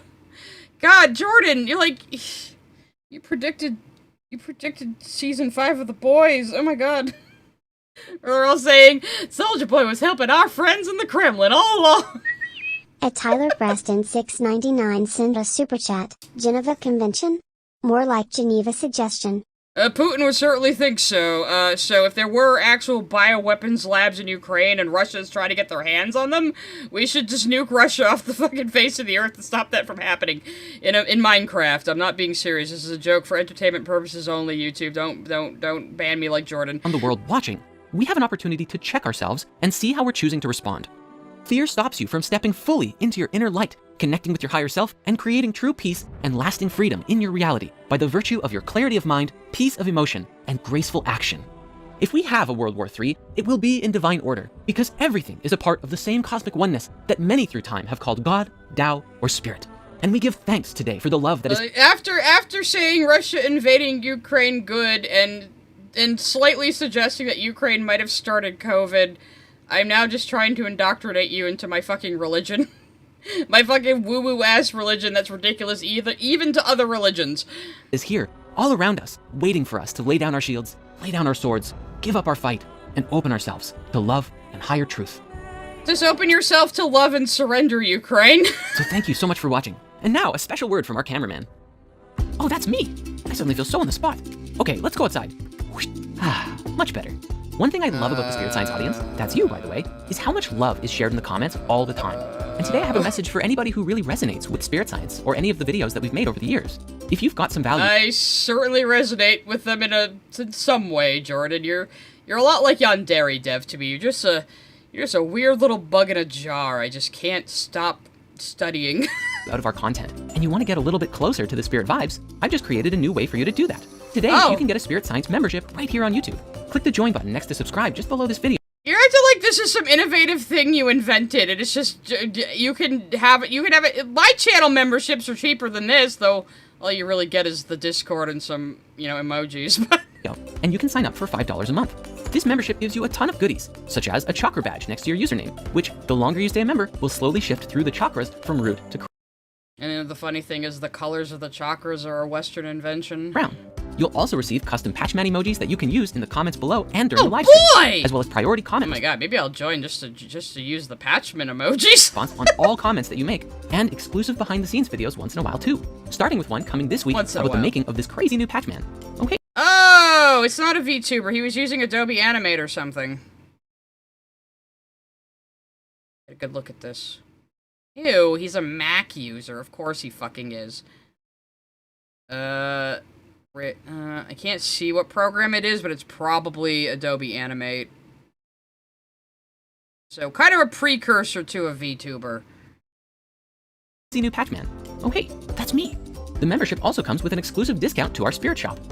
Your membership and support goes You should watch the video edit I did where he talks to Patchman as his real life self, and it's weird, and then he basically kind of retired Patchman after it. Directly towards this work that we're doing, making more and better content for you. Look how much of his own animation he used to do, man. To your journey through life. It was rough, but he was doing it himself. Value, insight, or transformation from Spirit Science, and you want to show your support and receive goodies like chakra badge. I'm certainly getting value when people send me super chats. Ed Cuddlebug Buggy sent a super chat. Yo, what's up, Psy? If you were in Steven Universe, which character would you get along and not get along with most? You know what, I would probably, if it was just me as me, I'd probably get along with Amethyst the most. And I'd probably still hate Lars the most, to be honest. And thank you, Space Frog, for the 5 gifted subs. If you go to Discord and connect your YouTube account to your Discord, it should dump you in my Discord server. Also, you have some fun emojis you can use now. So, congratulations! Thank you, Space Frog. Badges, patch emojis, or priority comment response, press the join button below or on our main channel. And welcome to the Spirit membership. Thank you. Okay, alright, that's enough of that, Alright, we're gonna watch this one last Conspiracy of Everything video. I'll do the Ascension one as a third video. I'll probably just do, a meditating Patchman for that one. I don't know. I'll just have to draw him again. The series is almost over, but the journey is just beginning. While some content had to be cut from YouTube due to the impending censorship that would follow, you can access the entire series inside Spirit Conspiracies completely free. I wasn't gonna give you my email address, Jordan, so that's not happening. I'm gonna put my music back on, because the music in these videos is a lot quieter, so they won't clash as much. Yeah, it's something with really loopy conservative Christians and New Age woo-wooers. They all love AI. They all love AI images. They think it's like divine shit. It's so strange. Goobo Gabba, one of us, one of us. And of course, we have this intense opening. Da da da da da da da. I don't have any clever lyrics this time. I would still say Alex Jones is crazier, and I'm glad he lost all his money harassing the parents of dead children. Anyway, let's go back to laughing at Jordan. I got a little deep. In our conspiracy theory of everything. The point in which everything comes together. All of the aspects of our theory weaving... Wait, how is this the final? I thought the next one's the final chapter, the Ascension, and then you have a chemtrails video. Whatever, Jordan. New fabric of reality, if only we choose to see and interact with it. You see, every conspiracy theory... Clyde says, every time I've been hit by the gifted sub fairy, I go and watch the Lily Dragon Age trailer. Hearing Scylla say the depths of her autism never gets old. There is a shorts version of that, Clyde, that's for free, by the way. It's the full version you can see if you're a member, but there is a short of it too if you ever want to watch it. We've discussed so far is nothing more than a reflection of something greater, the holographic demiurge. We began our journey with the demiurge, and now we must return to it, to shatter the old... I don't remember any fucking thing you said about it, but it was mostly like...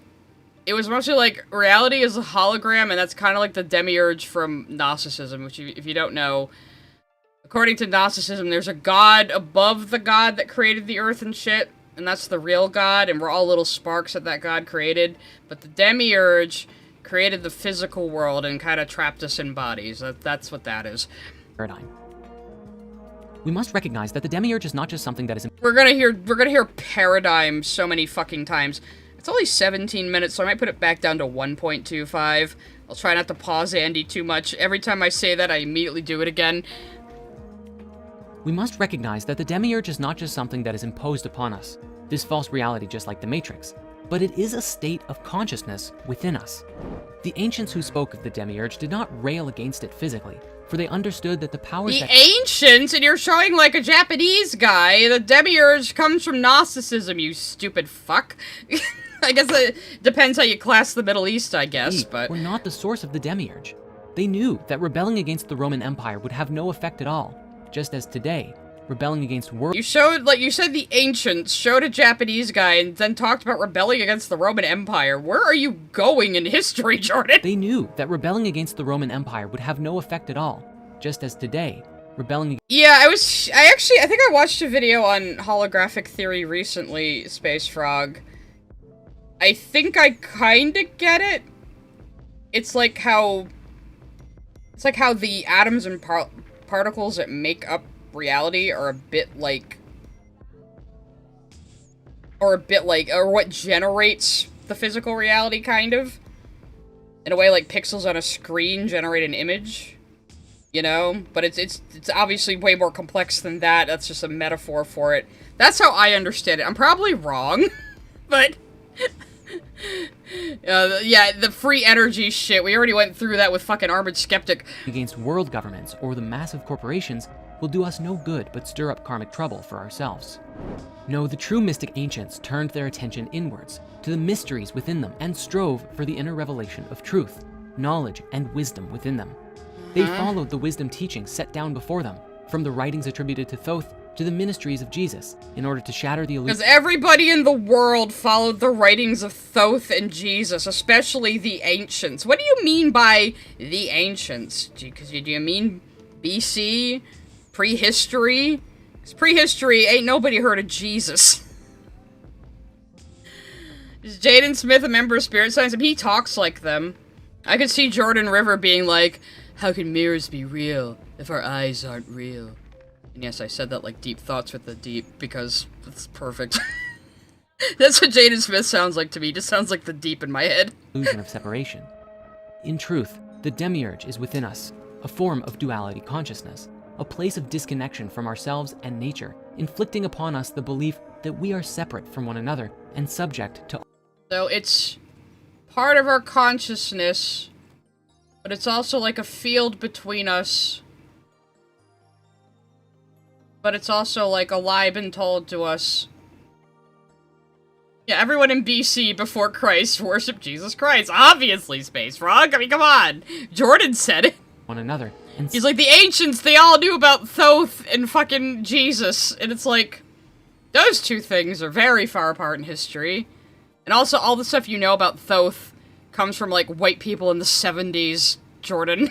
Subject to all manner of suffering from the world around By us. the ancients, he means all the fucking New Age woo-woo hippie books he's read when this movement started in the 60s and 70s and just made up a bunch of shit about Eastern thought. Certainly, this reality feels real, just as real as it was to Thomas Anderson before he met Morpheus. Reality feels real, guys! Oh my god! People die when they're killed. And it is this way for a reason, for there are lessons of duality, lessons of physicality. I mean, it's this way for a reason, Jordan. We have absolutely nothing else to compare the universe against. There is no second universe we can compare and contrast. This is the only thing we know. You can't say it's purposefully here. You can't say it's designed a certain way. You have no way of proving that. This is the only reality we know of. We have nothing else to compare it to. Things can just be this way because that's how they are. Like...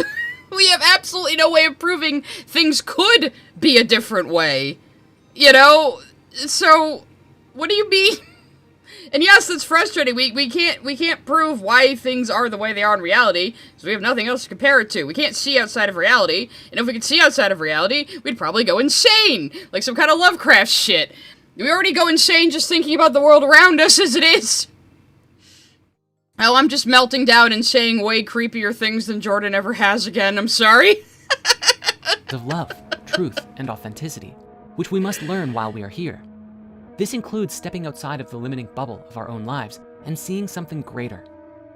As we do so, we step into becoming active creators of our own destiny and become shapers of the world as we know it. Yet, humanity today, as we have been for thousands of years, exists. Where are these drawings coming from? Do you credit whatever this is? I don't think this was made for you. This video was created by Team Spirit, so your fucking editors probably stole it from somewhere. I'd like to know what it is, because it's very nice. It's very cool looking. Within pockets of consciousness, pockets of belief and self-identity. Where 1,000 years ago, we were segmented more physically and culturally, today there is a deeper segmentation mentally and emotionally as we isolate into bubbles of perception based on our search history and the algorithms that decide for us what we see. Well, I mean, we're kind of less connected to people physically around us and more connected to people who aren't physically around us these days. And yeah, that does have an effect on us as a social species, but it's not like fucking levels of consciousness or perspective, Jordan.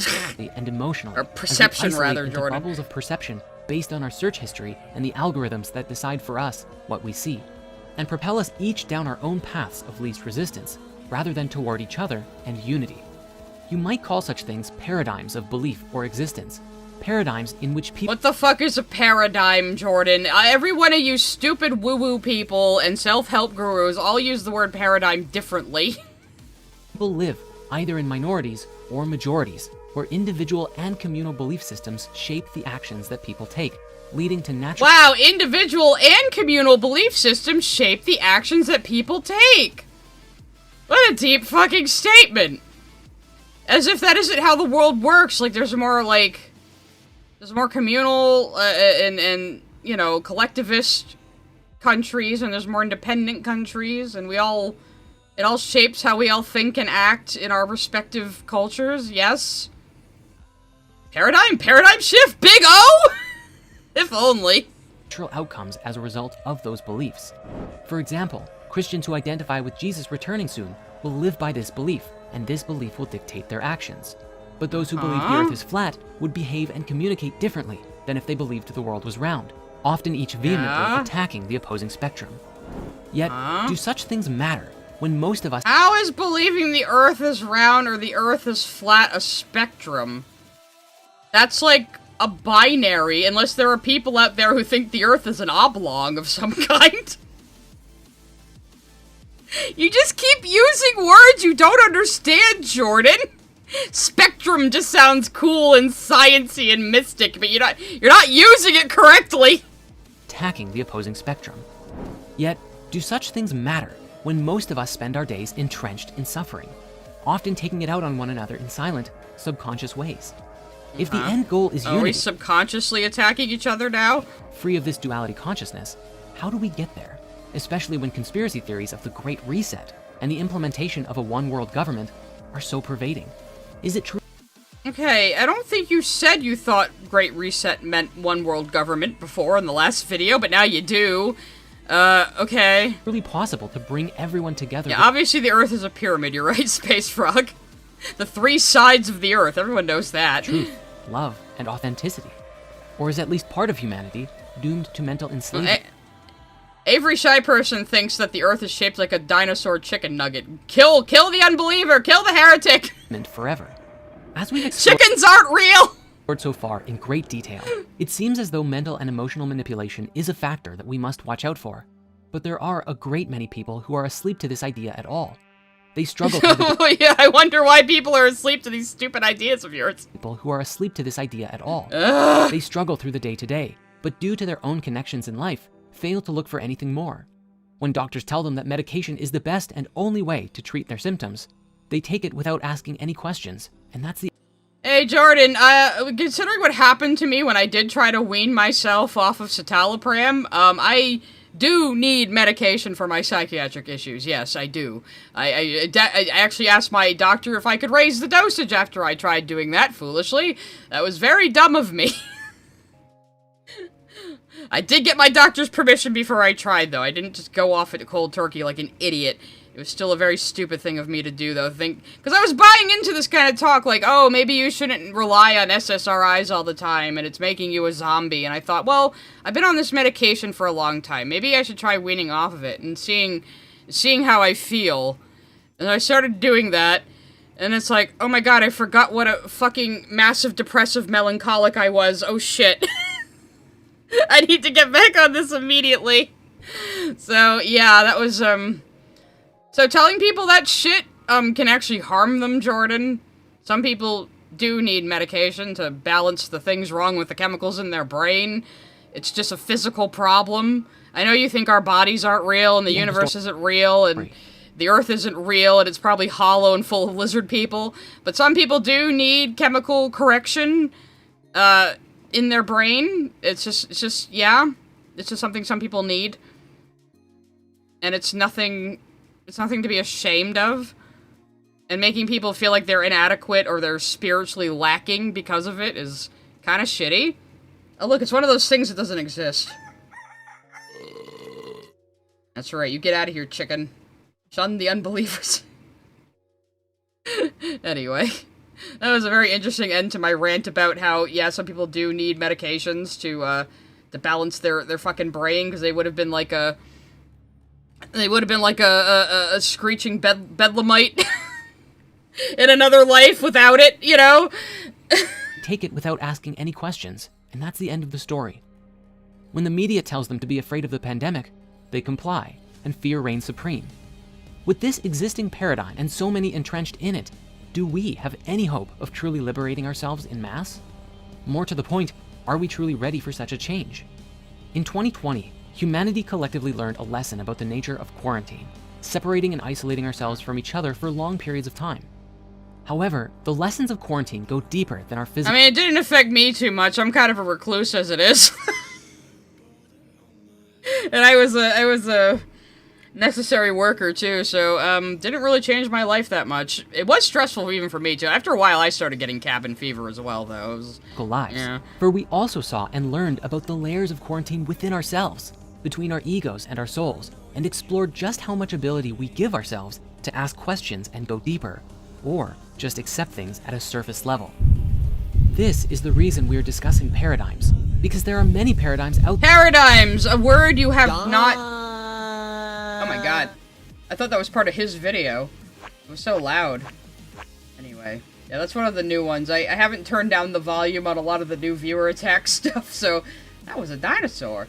I wonder if Jordan believes in dinosaurs now that I think about it. I thought that pulsing was coming from his video until I looked over at the at OBS. Say my SSRIs have made me an infinitely better person. LOL, I'm funnier and more cheerful. Yeah, like, SSRIs have basically helped me function. I used to suffer from a panic disorder. I have been since I was little. So, it's just my brain, really. So, And I honestly was mad at myself for not getting on the sooner. I mean, I know I also smoke weed, of course, but nobody's perfect. Weed helps me kinda too. It kinda eliminates brain fog for me, as backwards as that sounds. But yeah, I am about, like, I'm always paying attention to, like, I guess biomaxing, like, you know, like, oh, you can use these two pills together to get this effect, or you can use this strain of weed, or this particular SSRI, or whatever, you know. It's like, oh, you can take this cold medicine with this Mucinex, and they won't interact, but they'll cure all your symptoms of your cold. I'm very interested in, like, just, like, fucking with the chemicals of my body, I guess, in a way. But I pay close attention to that kind of thing. Because what you have in your system can really affect your mood and how you feel. It can. And that goes for, like, the foods you eat, too, and supplements you take, and vitamins you take, and stuff like that. It can totally affect your mood. This level. This is the reason we're discussing paradigms, because there are many paradigms out there. And again, he has not defined the word paradigm. He keeps saying paradigm, but he hasn't defined what he means by that. And I think this is the difference between me and Jordan. Jordan thinks everything is spiritual and mental, and, like, biology doesn't matter, whereas I'm like, our biology affects us very, very much, more than we'd like to admit. And we should pay more attention to that kind of thing. The fuck was that? I didn't see what kind of fruit that was before I looked over. You guys are just messing with viewer attack now. Out there, people asking questions and people who aren't, people who are listening to more than one source of information, learning and growing, and others who just like to talk but ultimately take no action in their lives. People who just like to talk but take no action. Do we know anybody like that, Jordan? Somebody who talks an awful lot and doesn't do much. We may liken it to the biblical parable of the sower and the seed, which says that there are those who hear the divine word of God and those who don't. And even in those who hear it, it sounds good at first, but unless the wisdom is nurtured, the seed dies and they quickly go back to their suffering and their life without spirit. So we can see then, these paradigms go beyond belief systems. They enter into and emerge from the realm of action. The invisible world and the visible world are deeply intertwined. Realm of action. Another thing he just didn't define what he means by that. It was a turkey? Earlier on, we explored what might happen if humanity inherited advanced, nearly alien technology, and what would happen if we suddenly had limitless power. Inherited it? From where? And the freedom to travel the universe. While of course, it's easy to rebel against, say, NASA, who may or may not be withholding the truth at their highest level, it makes... Okay, this is a perfect song for this freak show. We could rebel against NASA, which may or may not be hiding the truth at its highest level. About what, Jordan? I mean, you've mentioned the flat Earth several times now, Jordan. Is this like you with the anti-vax thing and the Ukraine thing? Are you trying to tell us you're actually a flat earther too? I mean, I wouldn't be fucking surprised, but I would oddly be disappointed. It's no difference if we're not able to look at our own behavior too, and see if we have earned such a gift. Historically, human history is filled with colonization, subjugation, domination, and the enslavement of others, human, animal, and all of nature. There is no question that today, undue prejudice like racism and sexism exists even within the structures of society. And one that often goes undiscussed, but is just as significant, is speciesism. You may be fascinated to watch the speciesism You better be a fucking vegan if you're gonna be saying this shit. documentary made by a young man who attempted to prove that animal farming wasn't really all that bad, but ended up discovering that while we all believe the Holocaust ended over 70 years ago, the truth is, there is still a Holocaust going on today, and it's... Oh boy. Oh boy. Oh wow. I was not expecting something so fucking crazy. Now he's saying PETA stuff. So you are comparing the Holocaust to farming animals. You are directly comparing the slaughter of the Jewish people to the slaughter of animals. Meaning you are directly comparing the Jewish people to animals. Thank you. We needed that. I really gotta turn those down. We definitely needed that. Thank you, whoever did that just now. That might have to be a short. Oh, Jordan. I mean, I knew you were kind of anti-Semitic, too. But I didn't think it was this bad. I'm almost afraid to keep watching. Jesus! How did this one not get taken down? Found in the concentration camps that we keep animals in. It's called factory farming concentration camps. It's over. Okay, I'm sorry I said Armored Skeptic was crazier. I at least don't think he's this anti-Semitic. Jordan, why?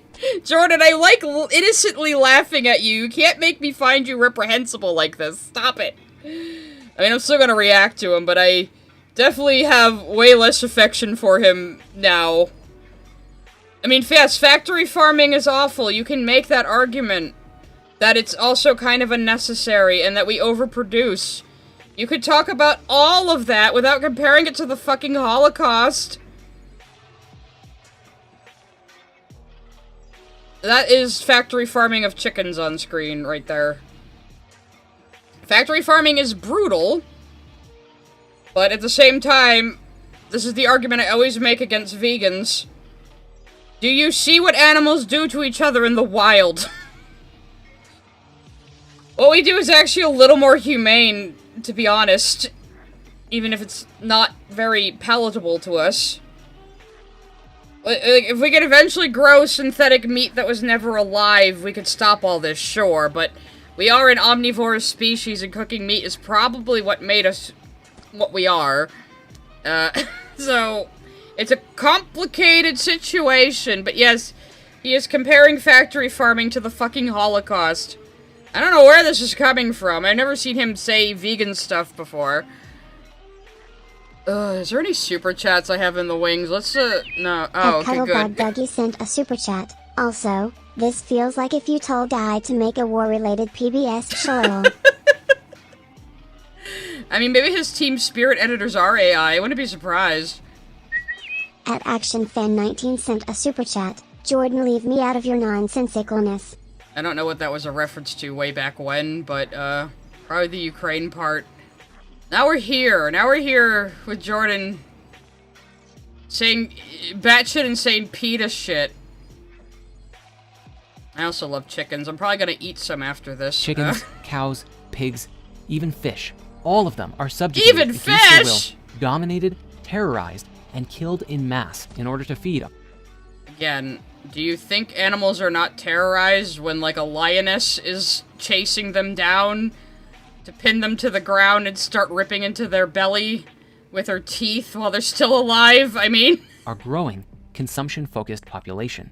There was a tipping point. We are too consumption-focused, I will say that. When you come out on the other side intellectually, it's crippling. You're immediately confronted with a Holocaust that is occurring.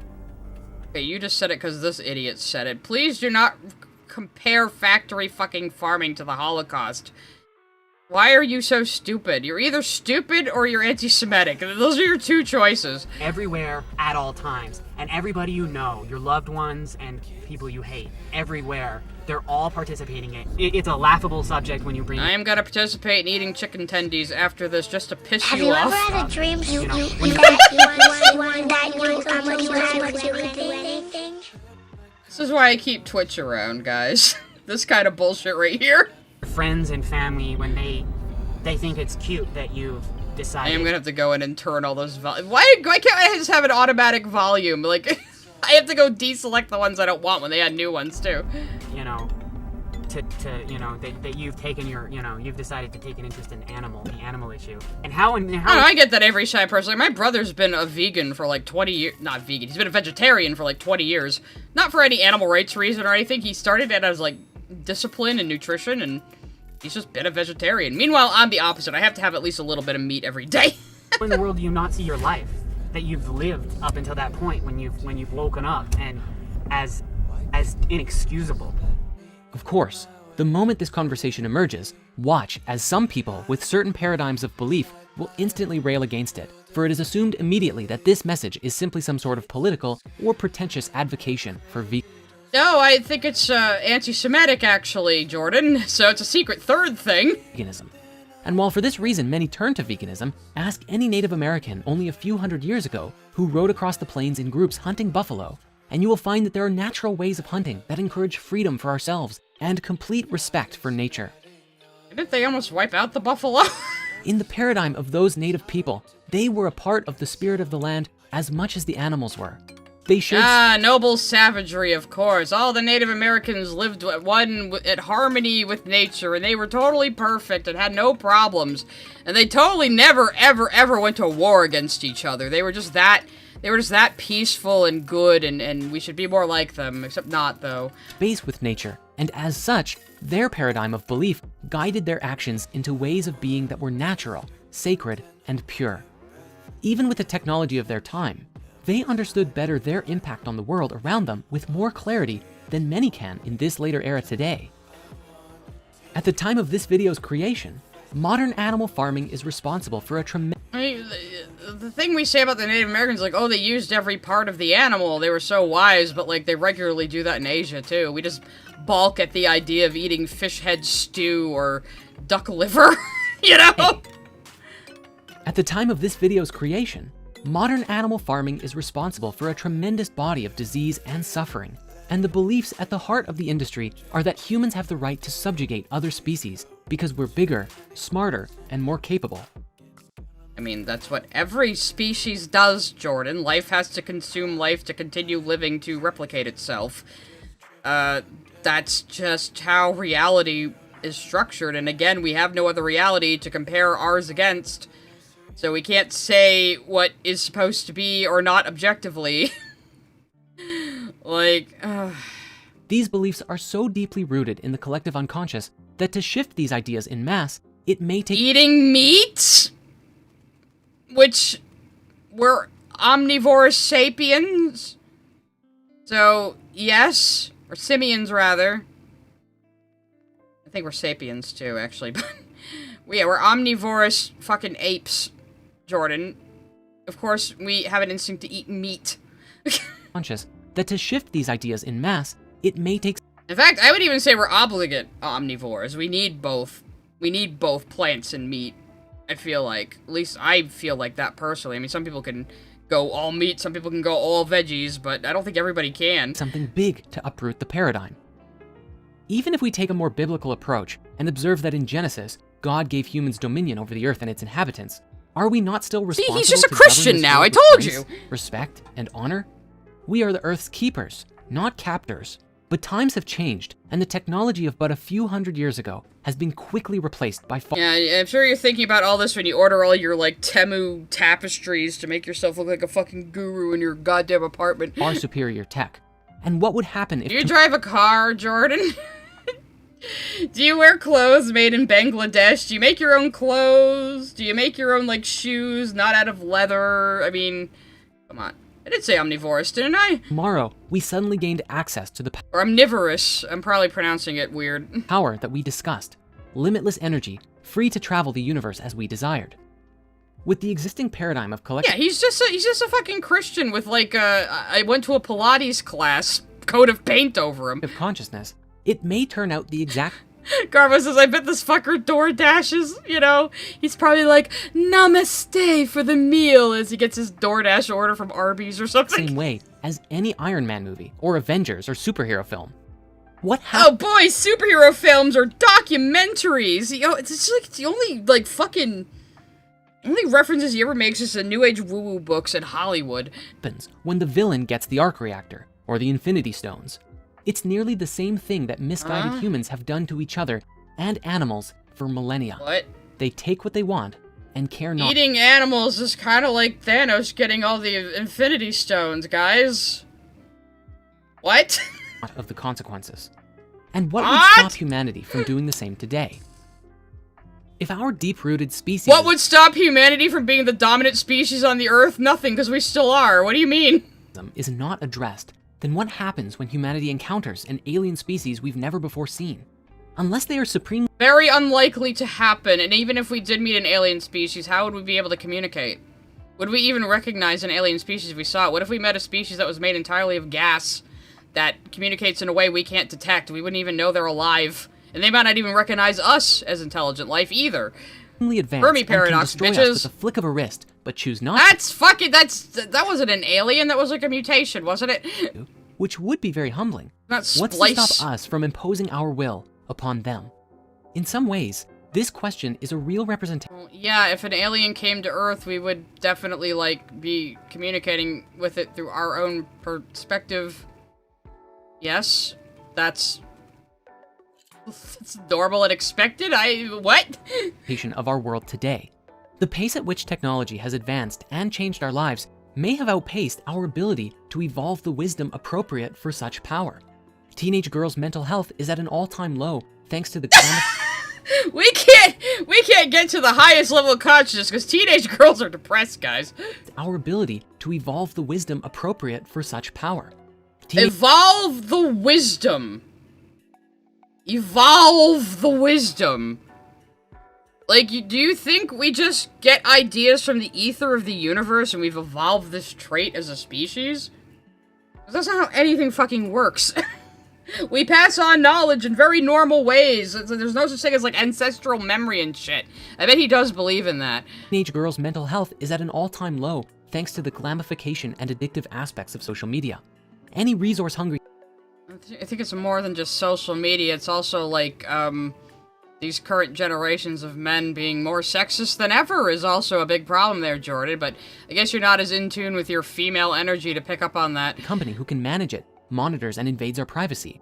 We have gained the ability to heat the earth, demolish rainforests, and shape the land perhaps more quickly I wouldn't be surprised if he writes his scripts with ChatGPT these days, to be honest. than we can learn what the consequences of such power may be. Materially, we may be advanced, but spiritually, we have a lot of catching up to do. Speaking to this emerging paradigm, in some schools of geology, Spiritually, you are inadequate, and only I have the cure, says you in every religion ever, Jordan. archaeology, and natural sciences, a new epoch of geological time has been proposed. As you may have New epoch of geological time. Isn't just geological time a way to measure changes in the Earth over a longer span than humans have existed? Isn't that what people mean by geological time? It's not magic. some schools of geology, archaeology, and natural sciences, a new epoch some schools of geology, archaeology, and natural sciences, a new epoch of geological time has been proposed.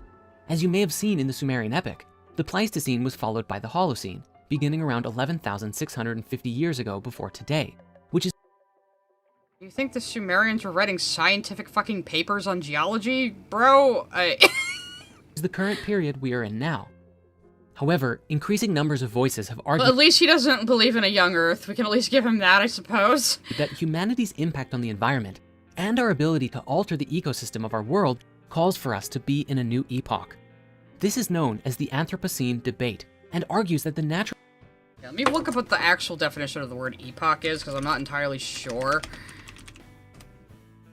An epoch is a specific point in time used as a reference for a new period. Okay, so he's just using it to sound fancy, but he's not defining what he means by it, so he probably thinks it's some big fancy mystical thing. world has become so affected by humans that it warrants a redefinition of our place in time. As of July of 2020, the International Union of Geological Sciences hasn't officially approved the term, but various start dates has been proposed for when this new paradigm of existence began, ranging from That's not what geological time is. Let me just get a good, because I can't explain it well. The geologic time scale is a 4.54 billion year chronological system organizing Earth history into eons, eras, periods, and epochs based on significant rock, fossil, and climate changes. Yes, Jordan, so it means the actual history of the physical planet, not just humanity? That's what geological time is. It's not like some mystical woo-woo thing. It's just an actual, like, reference to how... Because when you have to crunch the numbers on billions of years. You know, that's a bigger time period than we can fucking imagine. So, it's shorthand. You know? It condenses the data down into understandable amounts.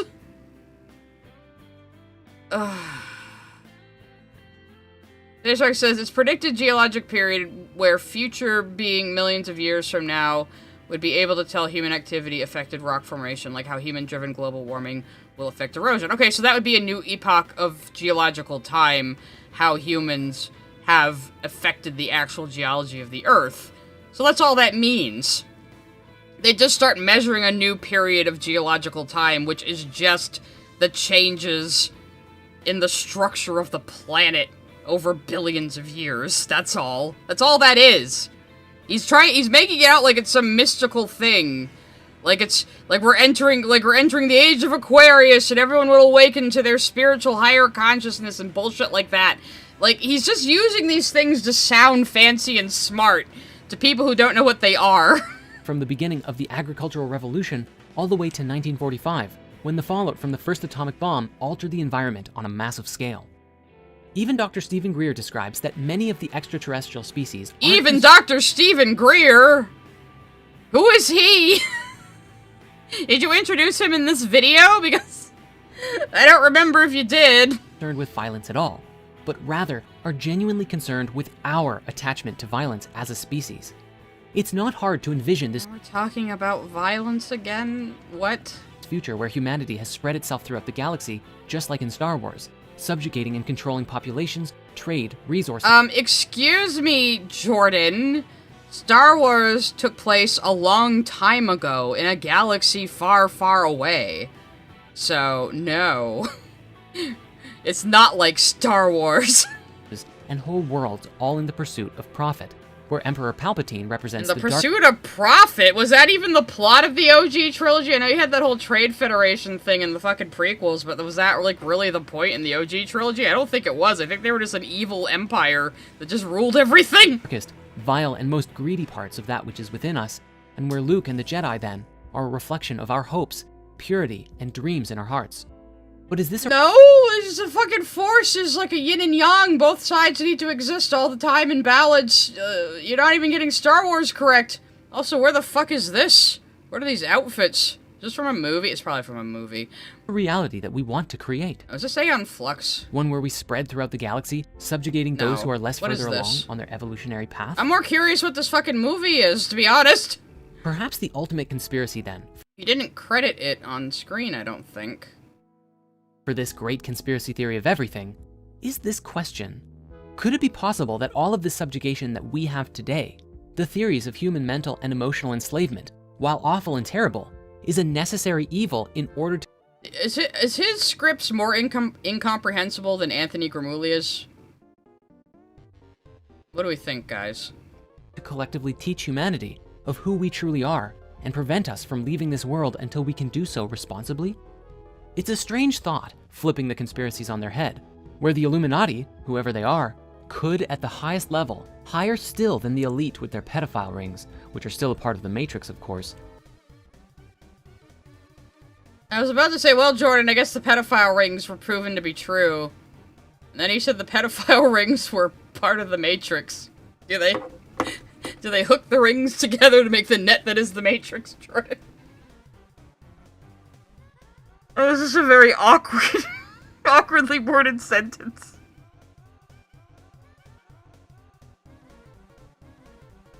Alright, oh god, I might be getting a little too high, but we're almost done with this. I think my brain got a large puncture in it when he compared factory farming to the Holocaust, and I didn't really recover.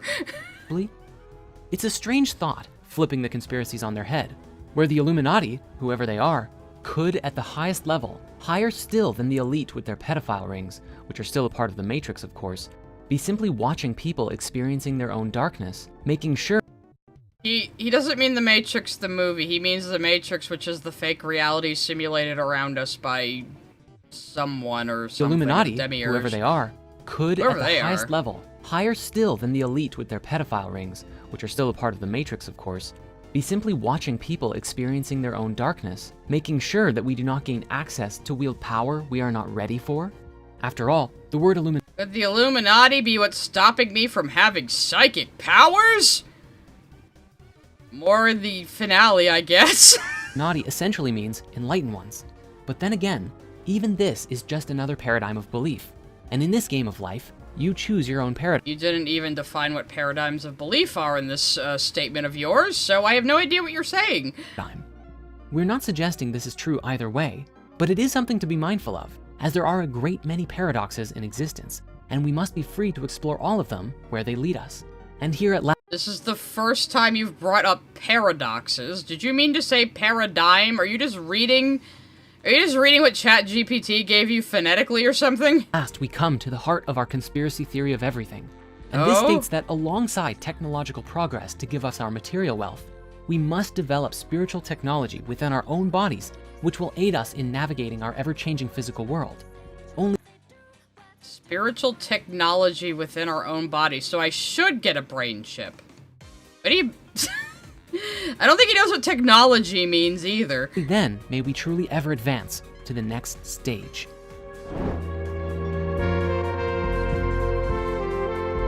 Said absolutely nothing in this video except factory farms are like the Holocaust, guys. Okay, wow, okay, yeah, I think I'm done with this for right now. Holy shit! That was definitely way crazier than the first two videos we watched. So there's a 30 fucking minute finale. And then a chemtrail video. And that's the end of this conspiracy series. So I guess we'll do a third one of these. I'm not sure when. Maybe I'll have you guys vote between him and Armored Skeptic and something else for next Friday. I am doing a birthday stream tomorrow. So if you guys want to come to that, I think we're going to do, like, the ancient memes on that one, where I'm going to look over, like, old-ass memes, and we'll laugh about them together. And I'll probably go for, like, 2-3 hours. I might start at 1 p.m. instead. Because, like I said, I'm going to go out, I'm going to get taken out to dinner and go to Hail Mary tomorrow night, so... You can join me at 1 p.m. I might be doing a stream on somebody else's channel on Sunday. It's a little up in the air, but I'll definitely tell you guys about that if it happens. Or whenever it happens. So, yeah. You guys probably will pick Armored Skeptic, but, whatever. Maybe Fridays are just becoming conspiracy theory video Fridays now. Jesus Christ. If I find something else funny for Friday, I'll throw that on too. Anyways, thank you for happy early birthday wishes. Oh my goodness, Miss Jasmine. Oh, I have the super's pause. The timing was terrible. I'm sorry. At DireWolf181 sent a super chat. I do wish the system could be better maybe one day. Ah, but you participate in society. We live in At society. ActionFan19 sent a super chat. Or a Komodo dragon that gives any animal a slow death. Or a boa constrictor or shit like that, yeah. At Balonic111 sent a super chat. Oh no noble savage myth. How white of him. Oh, they all lived in peace with everything and were perfect people, of course. At DireWolf181 sent a super chat. That was us. Part of our genocide against natives. Oh yeah, he thought smallpox was before that. At Miss Jasmine305 sent a super chat. Unfortunately, I have to work during your birthday stream, so I'm gonna wish you a happy birthday tonight and throw some cash at ya. Happy birthday, Sai. Purple heart emoji, birthday cake emoji, party popper emoji, sparkles emoji. Oh, thank you, Miss Jasmine. You're always at streams. You're always a delight to have at streams. And you say funny things in the chat. Thank you very much for your support. So yes, I'm not saying you have to give me super chats on my birthday stream, but they will be very much appreciated. So, okay, 1 p.m. tomorrow is when I'll start that. Thank you for coming to this one, everybody. Thank you for enjoying Spirit Science with me. It seems like we had more people this time, which is good, because it was fucking crazier. And thank you for all your super chats, and I will see you guys, hopefully, tomorrow. Bye-bye.